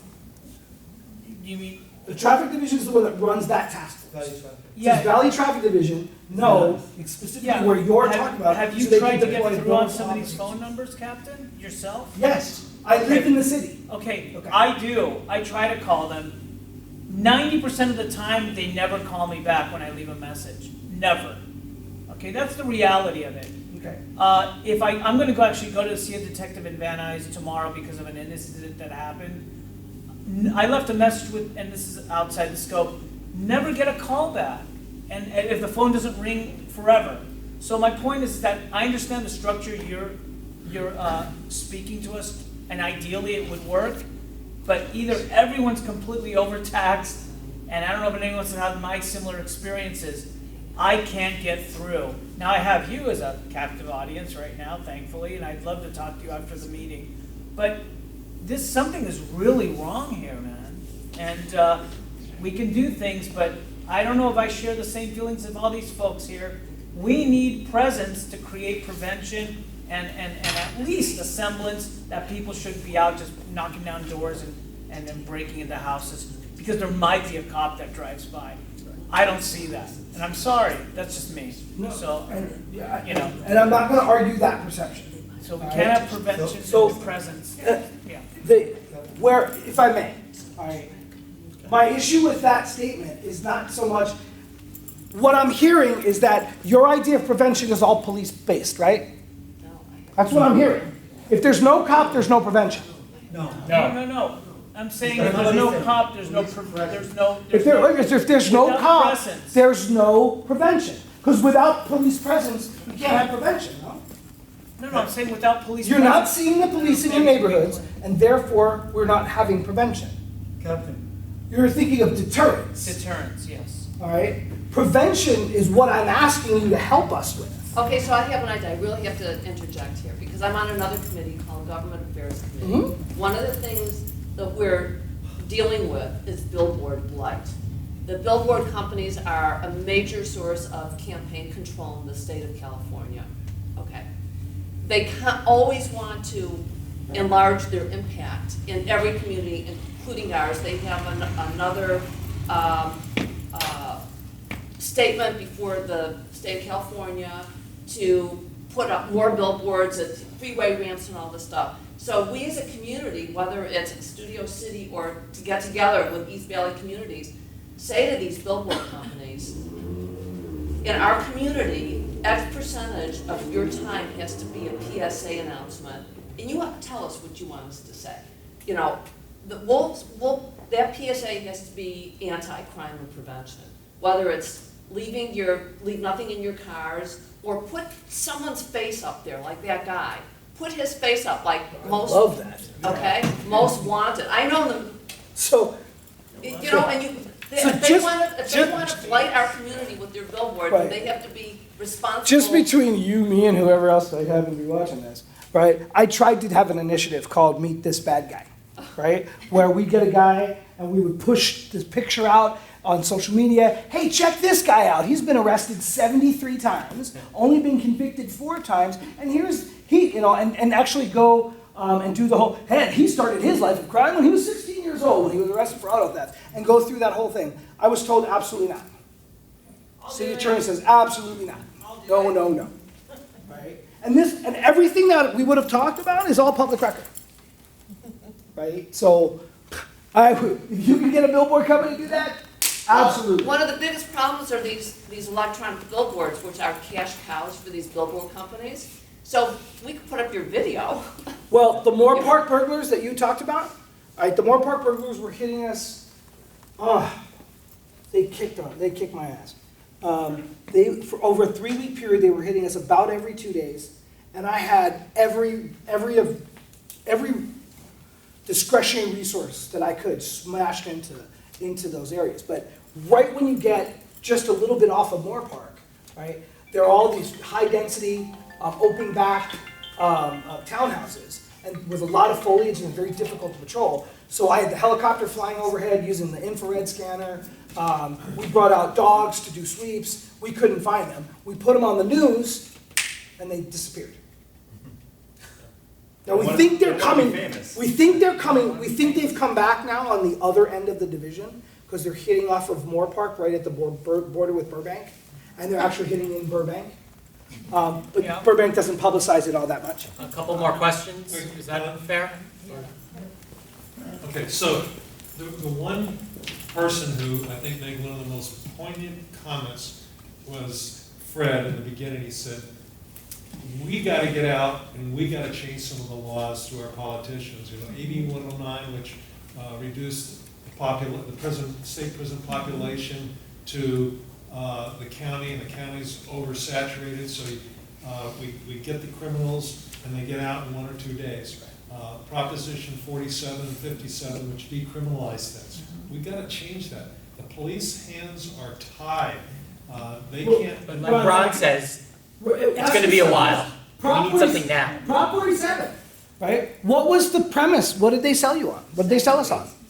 No, but based on the premise of what? Rehabilitation. Yes. Because all the money we're going to save by not incarcerating these people, we're going to get back, and we're going to get services, and we're going to have mental health services, and we're going to have drug services, and all these services. Where are they at? Where are they? Prop 47 passed in 2014. Where are they? There is a petition on, I just saw it tonight, this afternoon, I was just, to repeal Prop 47. The one that statewide. The one that passed, or the one, or a new one? I don't know. Okay, because there was one that went out and it gathered enough signatures, and then it was presented to the Secretary of State, and there was some signature error, so now it's not going to be on the ballot for this year. We have to wait till 2020 to vote on. My point was going to be, the one I looked at had, you need 10,000 signatures. It had 7,000 signatures statewide. We have 1,000 houses within, close distance of here, and statewide it didn't get 10,000 signatures. The one I looked at, but I didn't know that they actually. There's one that passed, and we'll be able to vote on it in 2020. Now, it doesn't repeal all of Prop 47, but it does make some substantial gains in that category. So, just for an example, what is all this Prop 47 stuff? All right, before Prop 47, knowingly possessing stolen property was a felony. Period. Okay, a handgun is produced by law with several serial numbers, all the same, obviously, punched into different locations on the gun.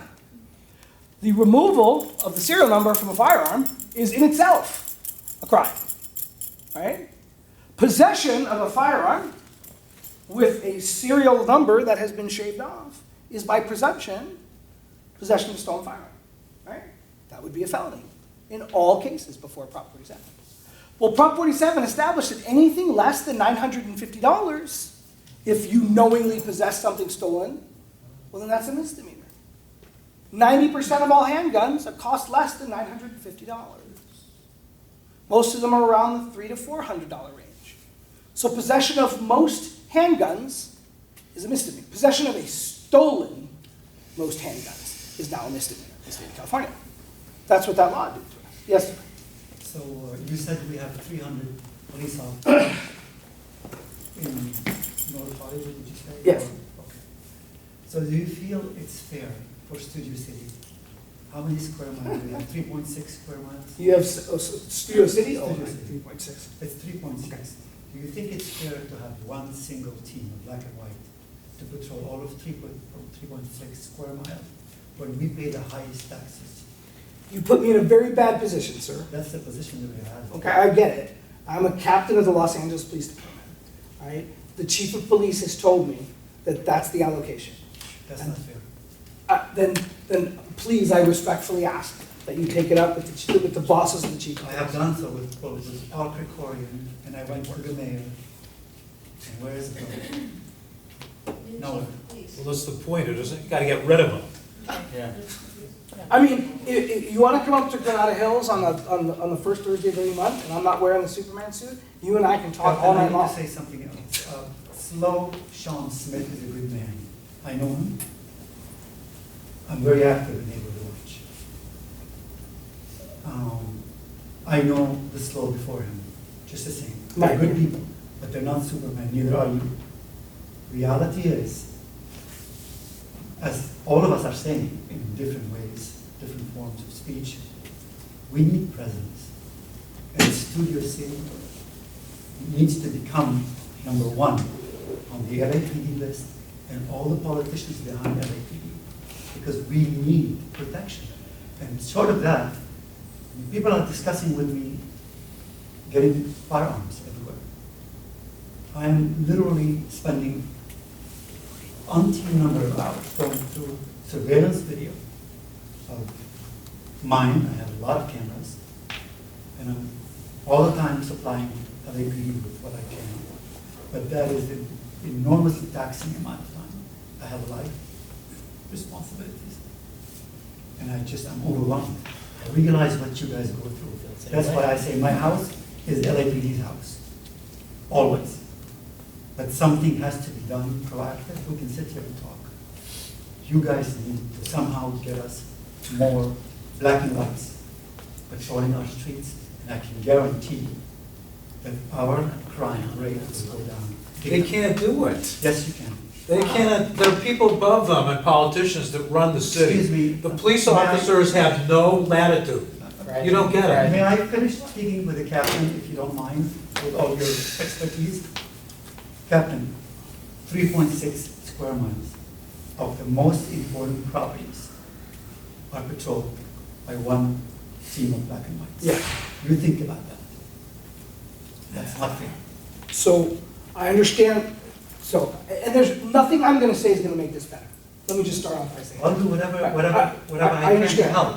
I'm not here to just say things. No, and I understand, all right?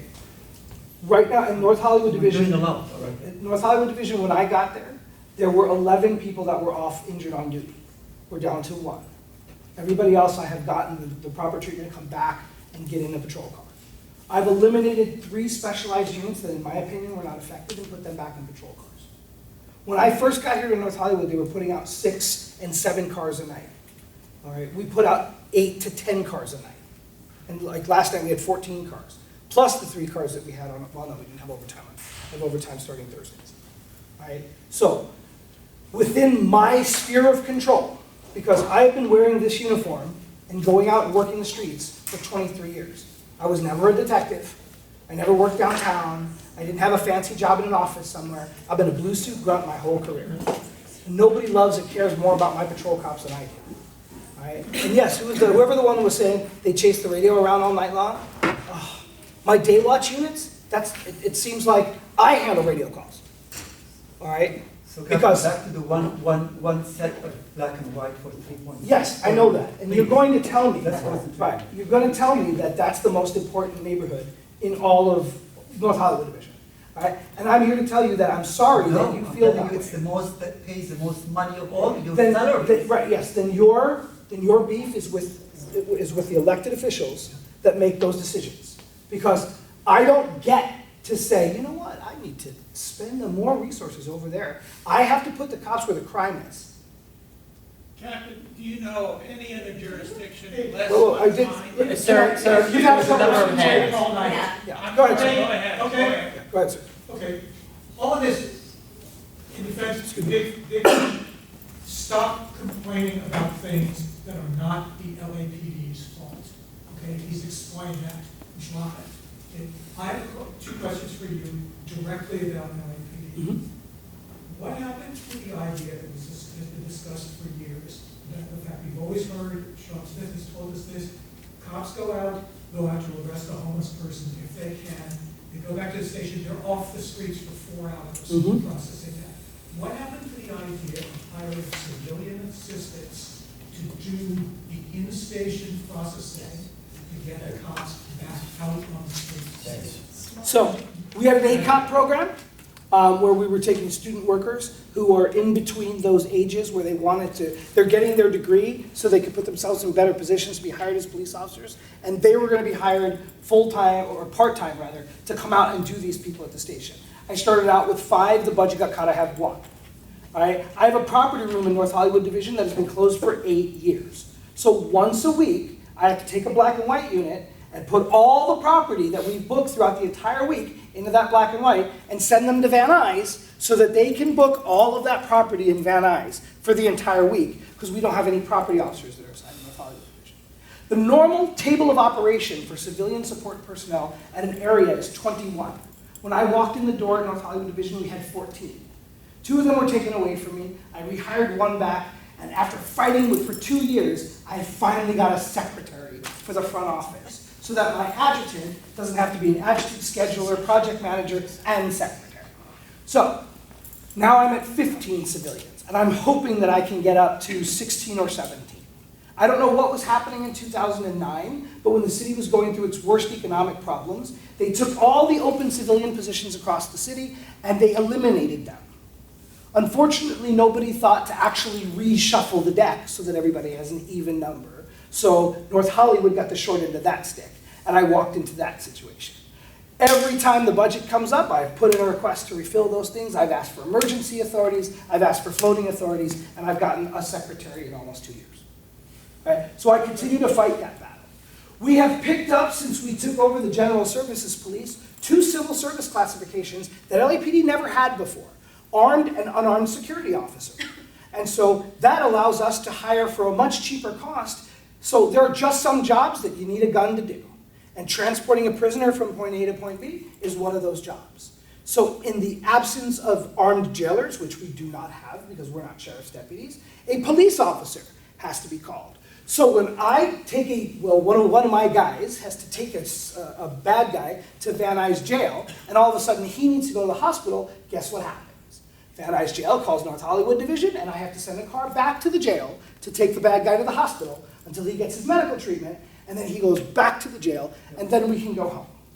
In fact, it's so ludicrous in my head that on weekday mornings, if that person refuses to get on the bus to go to jail, I have to send a unit from North Hollywood to Van Nuys to walk him the 100 yards to the court, and then go back to North Hollywood to go back to patrol. Right? So we've been pushing and pushing and pushing for them to hire more detention officers so that we can get all the police officers out of the jail and get them back in the streets. To hire some of these people who are armed security officers, train them to be detention officers, and give them the job as transportation detail. I would love if my officers made an arrest out in the field that we wouldn't even have to transport them back to the jail. That a jail van would come around, pick them up, so that my guys could go back out in the field. All right? Those things aren't happening right now. The new chief of police is in his assessment transition, and these are the recommendations my peers and I are making to the chief. I can't promise you his promises. This is excellent. Sounds like we're once again on the same page with that. The second one in this very same vein is we discussed these very preventable crimes, leaving your purse in your car, leaving your car on the block, the roof, and I completely agree with you that is the responsibility of this committee and the City Neighborhood Council to try to encourage that. This is something we can do for ourselves. But until that happens, until if and when that happens, my understanding is LAPD, you said, you touched on this in your video, that you prioritize things. If you are out investigating, a lost cat, and you get a call for a guy murdering somebody with a gun, you forget about it. There's no question. And you go, yeah. Years ago, I have an alarm system in my house. I pay $30 a year, and I contract with an alarm company because many, many years ago it became illegal to hook my alarm directly to the LAPD because it was ludicrous. They were just getting calls all the time. Yeah. The point I'm making is there is prioritization. Yes.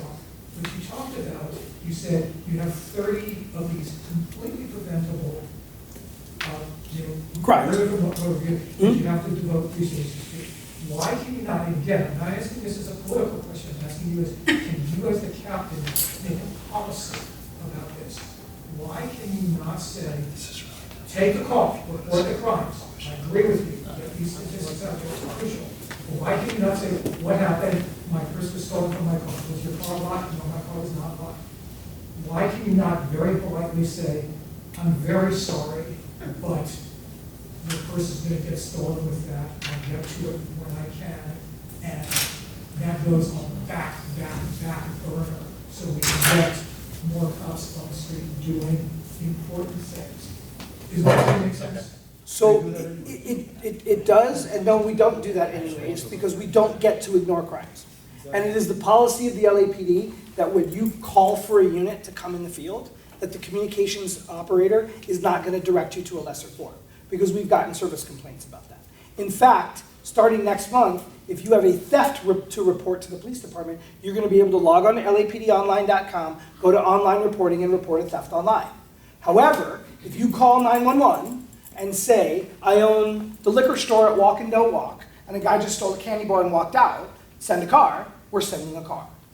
The operator is not going to tell you, I'm sorry, please go to www.istolmycandybar.com and make your report. The chief of police has been very clear that that is a service piece, and we're not going to not provide that service. If you call the police station, my officers will not answer the phone and say, I'm sorry, please go to www, even though that is an industry standard throughout the private industry, a police officer at the front desk will not tell you to get on the internet and make your report. They will make your report there at the desk. That is the policy of the Los Angeles Police Department. Is it, so except for the part where we're going to tell you, I'm sorry, but we're not taking your report, and I know that's not what you meant, but that is completely out of the question.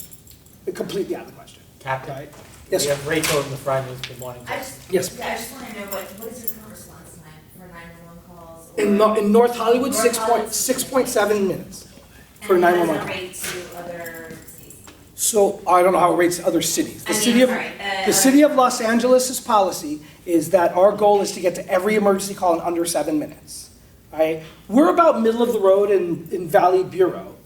I mean, obviously there are much smaller divisions. When I was a sergeant in Watts, that whole division was 7 square miles. And so their response to 911 calls was like 4 minutes. Right? So roadway and all that kind of stuff makes a difference. And if you haven't noticed lately, they're digging up North Hollywood. So a lot of our major thoroughfares that our coppers use as their navigation points, Lancashire and now Whitsett is being dug up. So a lot of that, I mean, that kind of hurts the response time. And then there's this other thing. So as of July 1st, the state of California has required that every police department of the size of 50 or more is required to fill out a computer data entry form on every single person that we stop or talk to, because they want to know whether or not we're racially profiling. So it takes 10 minutes to fill out, state of California's law as of July 1st. All right? So we have to go, and we have, every time we stop somebody, either at a radio call or stopped a car or whatever, we have to fill out a form. It takes, I guess if you get good at it, my hoppers are telling me, you can get it down to about 6 or 7 minutes per. All right, we really, But that's for I know the everyone. captain has to go. 2 more questions. Well, yeah, We'll get those 3 questions in the back. She hasn't asked We'll a get those question. 3 questions. Tess Taylor here, visiting from West Toluca Lake Public Safety Committee here. Hi, Are you Tess. Craig? Yes. Nice to meet you. Was that the question? No. So I was invited by Craig, thank you very much, and thank you for all the work that you do. So we're talking about big problems with not very easy solutions. So one of my solutions is I started a voter initiative alliance on homelessness. This is not partisan, it's what the hell do we do? And the what the hell do we do is answered by everybody here, and then we select the most achievable goal, perhaps it's the smallest one, and then we start with that. And a voter issue alliance is about one thing only. It's one topic, it's homelessness. And the people who were part of this, anyone here is welcome to participate. We decide as a group what the hell we're gonna do, and then we do it. And then we hammer the correct officials with 1 million emails and 1 million phone calls until things get done. And I've been very effective with this in the North Hollywood Park. I'm also very active in the West Park. I have a dog, I walk a lot, so I see so much more than the average person who's in a car.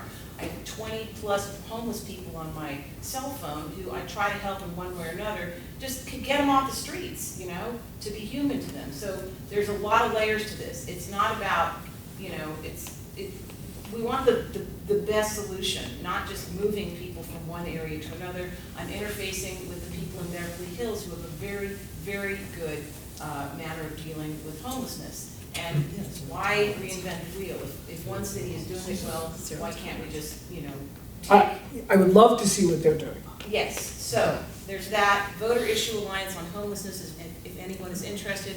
I applaud the idea of the broken windows theory, which is really important. The small things make a difference. So I'm a huge advocate of just small things like street cleaning, clearing up our parks. You may have seen me picking up trash in the parks with my 5-gallon bucket when I walk my dog in the morning. I do that all the time, just because I can and because other people start to do it as well. A little bit goes a long way. I'm happy to talk to anyone about that. And I'm also thinking it's very, very important for us to interface with our neighboring communities, because I've identified some of the key people in your area, Studio City, with whom I talk when we're, gathering forces to put in a call to Krekorian or whoever it is we need to get on our side to get X, Y, and Z done. And I've been effective in doing that, but it requires focus and numbers and someone who can organize a little bit and for us to speak with one voice, because all of these problems are legitimate, but nobody can solve them all, and part of it would eventually be getting some of these horrible laws repealed that we've been misled by. The last thing I want to mention is I'm starting to watchdog the LA City budget. Where is this money going? Especially the almost close to $2 billion that was set aside for what was it, Proposition H? What's going on with this? Exactly. Where is this Have you money? been, just out of curiosity, have you been to any one of the hearings? I participated in the homeless count, but not. Did you hear the price per unit? I beg your pardon? The price per unit, $400,000 per unit of homeless housing. Yeah. Sir, It's unfair. in the back? Go ahead. Yeah, go ahead. So, I'm trying to understand that what you're doing is trying to run a department, and you have these people, okay, higher authority, that are not allowing you to run an efficient department. They're stopping you. So what about if somehow you can gain other police officers throughout the city and then petition them or come to the public via television and petition these other people, these Congress people, these electoral people, have them see these ads on TV that you say, hey, help us get these things done so we can run a more efficient department. Because all you're doing here, as far as what I'm seeing, is that you're hearing all our complaints and you have nowhere to go with it. Because the hierarchy, politicians, are holding you back. We can't go to them and say, hey, you guys need help. You have to form some sort of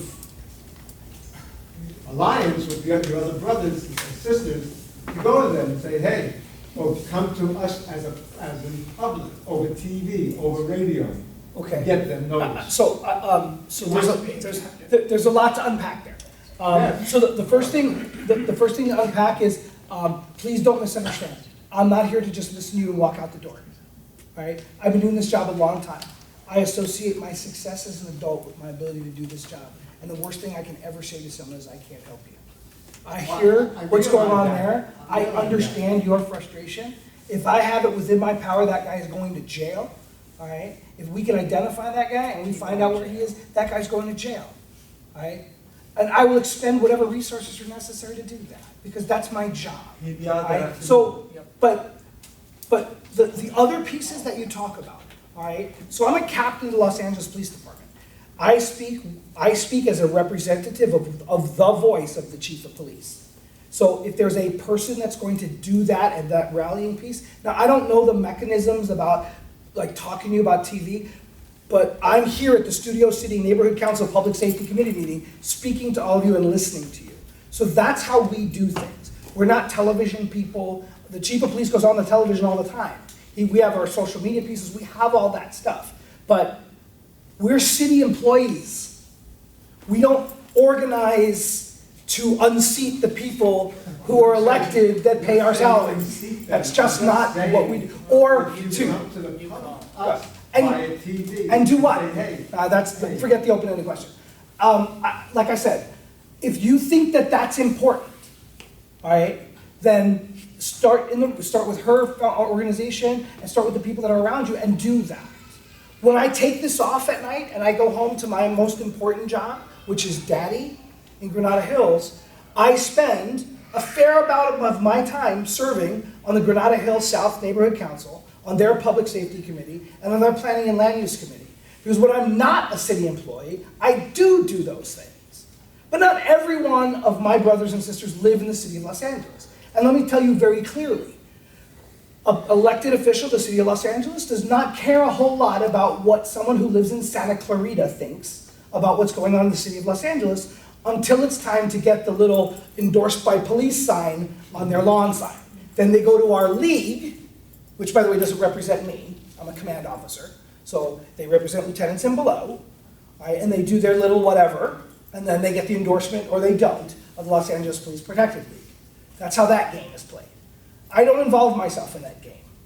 My job is to do the best I can to get the resources I have out there as effectively as I can to stop crime from happening.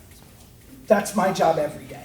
Well, how do we get the politicians to understand? That's a civics lesson, sir. That you need more Yes, resources. sir, that's a civics lesson. Captain, you're a commander, you just said yourself you're in command, right? Yes. You're a commander. So is it hard for you to allocate one more unit for Studio City? You have it. So, I don't, when you say one, just so that we're all on the same page of music. Yes, we are. Okay. So, a unit is assigned to Studio City at 6 o'clock in the morning. At 10 o'clock in the morning, a second unit goes into Studio City. At 6 o'clock in the evening, the first unit goes off, another unit comes on, and they work Studio City. There's another X car that comes on at 5:30 or 4:30 in the evening, and they unfortunately have to split their time between Studio City, Toluca Lake, the whole kind of Ventura area. You have 300, you have 300. Why can't we have? Well, I've got Valley Village, and I have Toluca Lake, and I have the middle of, I have North Hollywood, all right? And I have the entire breadth of the. Is it up to you or somebody else to make the decision? That's what I want to know. Decision, so. To get another unit for Studio City, that's what I want to know. It's up to, yeah, it is up to somebody else. Studio City is one basic car. Give me the name. Michael Moore, It's right here. It's right here. the chief of police. Everyone to contact is right here. Right. It's handy. This North Hollywood division is broken down into 8 basic cars. One of those basic I'm cars is not going to Studio Michael City. Moore, I promise you that. Okay, fantastic. Listen, for all of you guys that are advocating more police officers, I'm not gonna argue with you. I'm certainly not going to not give those cops a job. It's either that or we move back to, what is it, New Jersey? 106th Road? I'll go there. Good luck. Catherine, we'll wrap it up with Catherine. I'm glad to have a secretary now, Captain Graham, because I'm the one who's been pestering you about the signs for the no loitering and no soliciting underneath the tree. Yes. So we need to work on that. Now, this area with the LA River, it is actually county property, right? It depends on where. There's some areas where it's county property, there's some areas where it's city property, and there's some areas where it belongs to the U.S. Army Corps of Engineers. Okay, so, but basically the county relies on you to patrol this? No, it's the county's responsibility to patrol that area. So the sheriffs are supposed to come down? Yes. Because like, you call the sheriff's department, they say, oh no, that area, it's LAPD. Well, if it is LAPD's area, if it's the city area, then yes, we're responsible for patrolling it. No, it's definitely county. Then it's their responsibility. Okay, My officers do not have policing jurisdiction in the county of Los Angeles. Right. Period. Now, we have police powers, but we don't have policing jurisdiction. Okay. Okay, if there can't be more police, how about we get some kind of organized thing where we have these community suspects. These community suspects, a lot of them don't have any homes, so they're mobile. They move from here to there. They don't live in an apartment or something maybe, and they're very hard to track because they, might live here for a week, over there a couple days, wherever. How about doing something where you offer a very small reward to the public to identify the people and their location, so you can find them? The Los Angeles Police Department doesn't offer rewards for the capture of suspects. That is solely within the purview of the LA City Council. Because they're the one that controls the money. I thought it would be like the community. I mean, so the community is always allowed to do what it wants. If the community goes around and raises money to have for this suspect here, if you raise $5,000 and say, hey, the community will give a $5,000 reward to anybody who can tell us who this fool is. Okay, well. Of course you can do that. Our public safety committee could offer a very small I like that idea. reward for, these people who have been menacing our. Maybe we'll put that on the next public safety agenda for the board. It's a good idea, Con. What about neighborhood watch sign? Can you help us with that? So that will come from Krekorian's office. Neighborhood watch signs are funded by the council office. And the signs are actually put up by the Department of Transportation. It's just, you know my frustration. I Krekorian, I know you know that. I get it. I know you get it.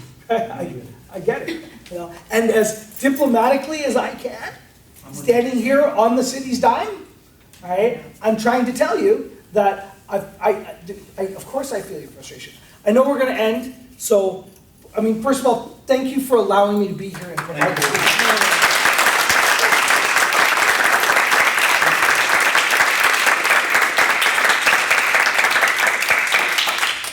My first year on the job, I went to 5 officer funerals, right? And you know, I watched these long processions, and I thought, my God, what must the community think? These 2 and 3, 4 mile long processions on the freeway to bring one police officer to their resting place. And as I got older on the job, and you begin to become a little bit more cynical, and you start to see all of the mistakes the community makes, and how those end up putting me in more danger than I should be in. Because you drank too much. Because you decided that a better habit than being a father is to be a drug addict. So I've got to respond to your domestic violence call with your house full of knives. And try to figure out, you love the people that say, how come it takes 6 cops to take 1 guy to jail? So let me ask you this, tough guy. You ever been in a fight before where the goal is not to hurt the person? Because that's what we do. I don't have a license to pummel somebody into juice and then put the handcuffs on them. Because that's not the oath I took to defend the Constitution. Some of that Spider-Man juice. So, if you find me a fully functional Star Trek phaser, you can have every gun I own. Because if all of you were fighting, I could just walk in here and go, eh! And then I just need enough handcuffs for all of you until 45 minutes pass, and then I'll figure out what the hell happened. And the consequences will be minimized. But we don't live in that world. And unfortunately, the world that we live in is controlled by what we're shown. When I was the captain of downtown LA, I'm watching the news late one night, and I see downtown Los Angeles police officers shoot man in wheelchair. News at 11. Did we shoot somebody in a wheelchair and nobody called me? No. We had a person who was mentally ill that had 2 pool cues wired to his hands and sharpened at both ends, attempted to kill a maintenance worker on Broadway.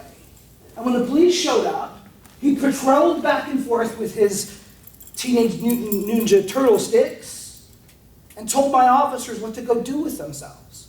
So they very professionally put together an action plan after the communication failed, shot him with a beanbag shotgun, which forced him back into a wheelchair. He tried to get up, they shot him again with a beanbag shotgun.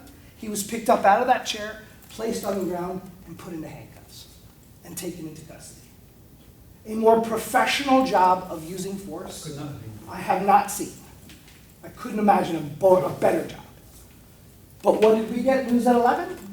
Downtown cops shoot guy in wheelchair. Right? So, I ask you to trust me after an hour and a half, or however long I've been up here, right? But if you trust what I've said at all, please believe me when I tell you. I have 300 talented, committed people that are out there doing everything they can, 10 and 12, and sometimes 16 hours a day, because I think I'm on my 16th hour right now, to provide you the service that we can with the resources that we have. But there is money. If you have other avenues to get more resources, I'm not going to tell you no. But while I'm working right now, I can tell you, I get what the chief of police gives me. I try to make the best decisions that I can based on the data that I have as to where to put them and when to put them and in what configuration to put them so that we can prevent crime from happening. But the city of Los Angeles, like I said to you, there's no statistic that's going to blight out what you see in front of you. None. But as a police manager, I know that in the city, in the most measurable crime category that we have, which is homicide, because you can flub the burglaries, maybe not report a burglary for motor vehicle, you're pretty much well on homicide. When I came on the job, there were 900 homicides in 1995.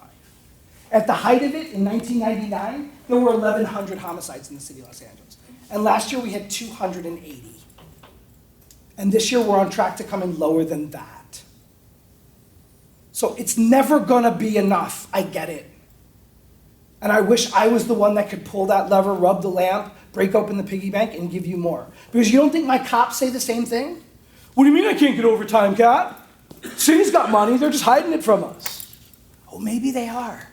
Maybe there's just a leprechaun pooping gold into a pot below City Hall. But you know who controls that? Not Captain Graham and not Chief Moore. 22%. Thank you for your time.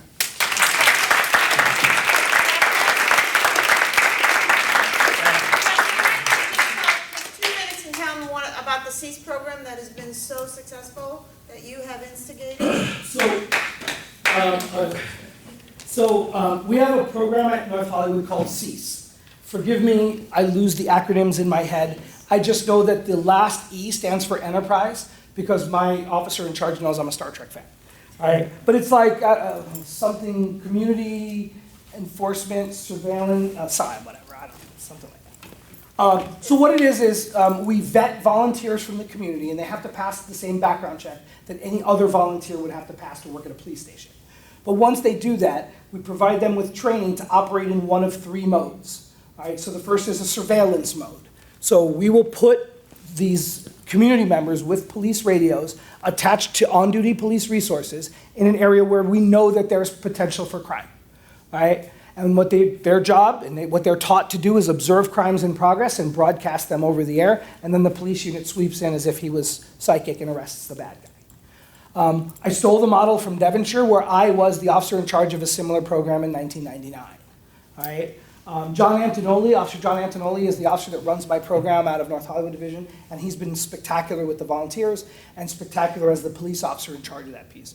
We also have reserve police officers. We have a program where people go to a reserve academy. They're not full-time employees. The academy is spread out over the course of, I don't even know, like 6 or 2 years or something.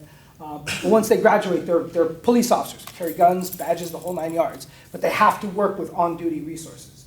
So our reserve officers work with John Antonelli and the CEASE officers to do the surveillance project. The second part is what I call, the second mode of operation is neighborhood revitalization. So the broken windows theory doesn't just apply to crime, it applies to all kinds of blight. And so now that we have our uniforms, yay, and our BMWs, yay, I'm going to send out these CEASE teams into your neighborhoods to take a record of every piece of blight that exists in a specific reporting district over the course of, I want to do it in 4-month cycles. So in a 4-month time, every roadway and alley in the division of North Hollywood is traversed by one of these CEASE people. If there's a traffic light out, if there is foliage over a stop sign, which may be causing a traffic hazard, potholes, abandoned properties, abandoned vehicles. We'll take all of that and report it to the proper city service. Right? For years and years, everybody just calls the police. Right? Hey, there's an abandoned car out in front of my house. Great, what's the license plate? We run the license plate, it's not stolen. We're done now. There's nothing the police can do. That's a Department of Transportation issue. Right? People are not happy with that answer, but that's the answer. So now we're going to have people who go out and proactively look for these problems so that we can give them to the proper city family piece to handle that. The third mode of operation is simply visible patrol. The BMWs that I referred to are equipped with amber lights, and so at night in communities that don't get as much actual patrol presence, we're going to put these folks out, and they're going to drive around. They have radios, so they can radio on-duty units, but they're going to go out with the flashing lights on, and hopefully bad guys can't tell the difference. Now, hopefully they don't pen from a bad point of view and start shooting at the volunteers, but we have not had that. Devonshire's been running this program now for 4 or 5 years, and they've never had an instance of that. So We're starting Monday, Captain. So Monday. All right. So, there are other innovations that are at play, but like I said, we will do everything that we can do with the resources that we have. We'll innovate when we have to. There are a lot of times when the city tells me no.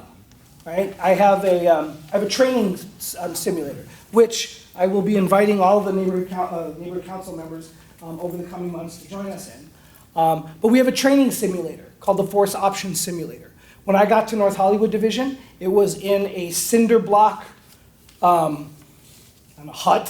out in the parking lot that got up to 130 degrees in the summertime, and it burned out the computer that actually runs the simulation. So I asked the city for insulation, some electricity, that would be nice. They told me, just the electricity alone, they said it was going to cost $22,000 to run electricity out to this hut. So through donations from some community organizations and some of my senior lead officers calling in favors from 10 years ago, we got the entire place renovated for about $5,400. It now has real walls, full electricity, an air conditioning unit. It's got a giant screen and enough space for 12 people to sit in there comfortably and actually participate and watch what police training looks like. So, ever wonder why we don't shoot the gun out of their hand? Well, if you want to come and check it out, when we open it up to neighborhood councils, and we'll do it one at a time by lottery, right? But we're going to have a community day for each neighborhood council. Come to the police station and take a shot at it. Think you can shoot somebody in the leg? Go for it. All right? Plus, we're actually going to have a discussion about what it looks like from the police standpoint. Did you know that we actually have a rule as to when we can draw our gun? Most people don't. They figure we just draw it when you need to itch something, right?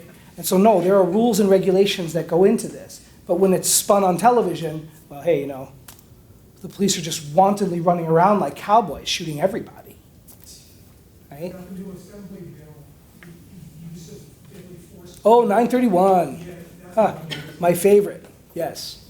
So, if I go to a radio call and it's a 415 man with a gun and the suspect description has a guy with a gun and we get out of the police car and he points the gun at us and we shoot him in response and it turns out to be a toy gun, under 931, I could potentially get charged with a crime because I didn't do everything possible to determine that that was a toy gun before I used my real gun to shoot him.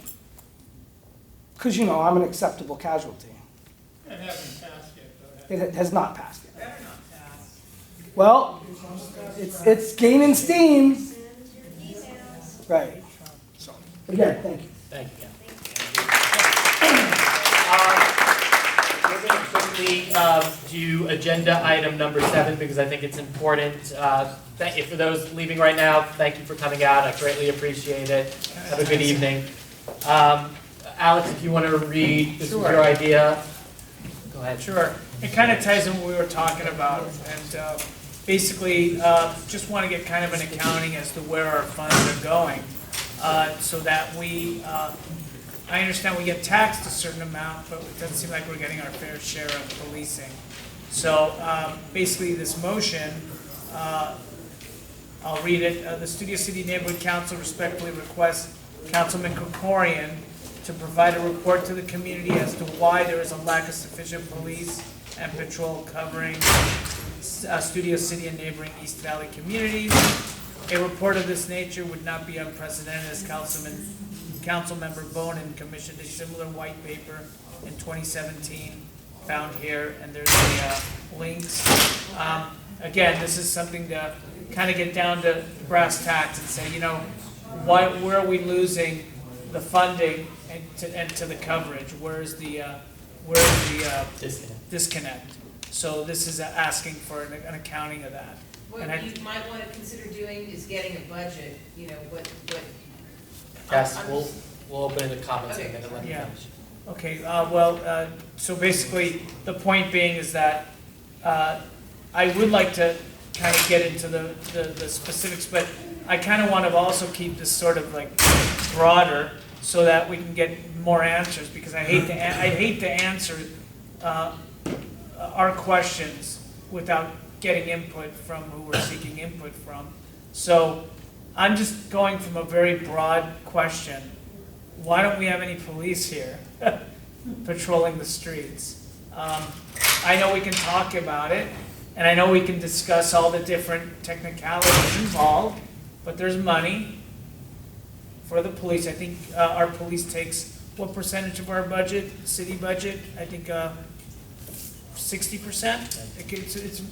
It's an incredible amount of money, and we end up with just one patrol car. So I just believe there has to be answers to this, and I believe we should hold the councilman's feet to the fire, and that's what this does. If anyone has any questions or comments? Yeah, we'll open it up for public comment if anyone has on this agenda item. Agenda item number 7. Mark, did you have something? You're good. In support of this. Okay. Tess left. Committee members, anything you want to add before we'll vote? Yeah, I think it's pretty self-explanatory. Do you have a public comment? No.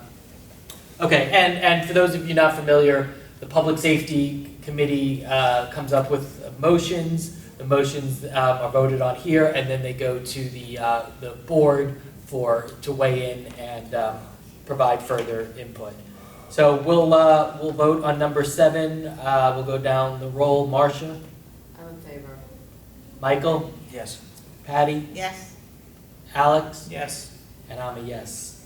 So that'll move on to the full board on next Wednesday. That's right. I think I might table number 6 tonight. I mean, it's been a long evening, and I think we could save that for the next meeting. There's some tweaks I want to make to that anyway. I was doing some research. So we'll come back to number 6. I think 7 was quite important. You know what we should do? You should please send me an email version, Michael, on Sure. agenda number 9 of Perfect. your document. Perfect. And then we will post that document attached to the YouTube video. We'll put it right underneath in the comments. And could just briefly explain what you put together. Briefly for you guys remaining, the fastest way that I've found to get in touch with people, because this is a massive PR campaign, is to use social media, not just Facebook, not just Nextdoor. That seems to be an echo chamber in my opinion. And I've found the way to get people to respond now is using these Twitter feeds. So you've got all of these Twitter feeds for everybody here in Studio City. You have on the back, you have the LA City Council members as well, because they have their public safety committee as well. They need to know these certain things. This gets a response. It happens now, and again, it's PR that can hang around and be seen the world over. It works. Twitter, do it. Twitter. Please, that's the way. And sir, in the back there, I know you're very concerned who to get in touch with. This is it. Hit them up all the time. This is the focused thing that Tess was saying before. This is the focused voice that we can all have for what we need Michael to get Moore accomplished. is active on Twitter. Very active on Twitter. Our new chief is very active on Twitter. Adrian, who was here at the last one, he is on there as well now. Everybody. And again, I know we have our reporter here tonight, but you also have CBS, NBC, Fox, KTLA, ABC. They pay attention. You have their investigative teams. If you see something, say something, put it out there. Give them an idea for a story. It happens. It works. We've been able to do things, all of us here, using this. Thank you, Michael. Be safe in the Amazon. Thanks. Okay, so Ron, any last comments with CPAB that you want to make? I was just looking up your question, what % of the budget goes to the LAPD? Real quickly, I found that the budget was 1.2 billion, and the city's budget is about 9 billion, so whatever that percentage is. It sounds low, I thought it was about 30%, Yeah. Okay, but it's not 60, I can But it's still quite a bit. Yeah, no, Where'd you find that? thank you. But, by the way, if anyone is interested in the CEAS program, I mean, being on the CEAS program, I know that you are, either talk to Patty or me, because we are expanding dramatically. Great. That sounds like a good CPAB, for most of you don't know, is a Community Place Advisory Board. We do two things. Number one is we're a communication conduit from the public to the police, and then the police to the public. And so I meet with the captain 2-3 times a month and bring up issues so he can deploy resources accordingly. And I live in Studio City, so I certainly try to get as much resources as we can. And secondly, try to make LA a safer and better place. And working, starting a relationship with the neighborhood councils, there's 8 of them in North Hollywood. Yeah. Certainly is an objective of ours, and I think we collectively have more clout, we can do things. And personally, we do have a lobbying committee, which we do go to city, county, state, like AB 931, which is the one that has the use of force from reasonable and necessary. We lobby on that. We have an Azarian, who's our assemblyman for this area, coming to talk to CPAB in October. So those are the kinds of things that we get involved in. Yeah, and just to conclude, we've been working on that police proposal for more police presence. We've worked with a number of neighborhood councils, public safety teams. It's just about wrapping it up. Probably within the next week or two, I will send it to Councilman Krekorian and key officials. I think everyone on this team did a great job contributing to it. And it's a step in the right direction. It's at least something that we could do and fight for more officers over here. So with that, we'll conclude tonight's meeting. We'll adjourn it. Thank you for coming out.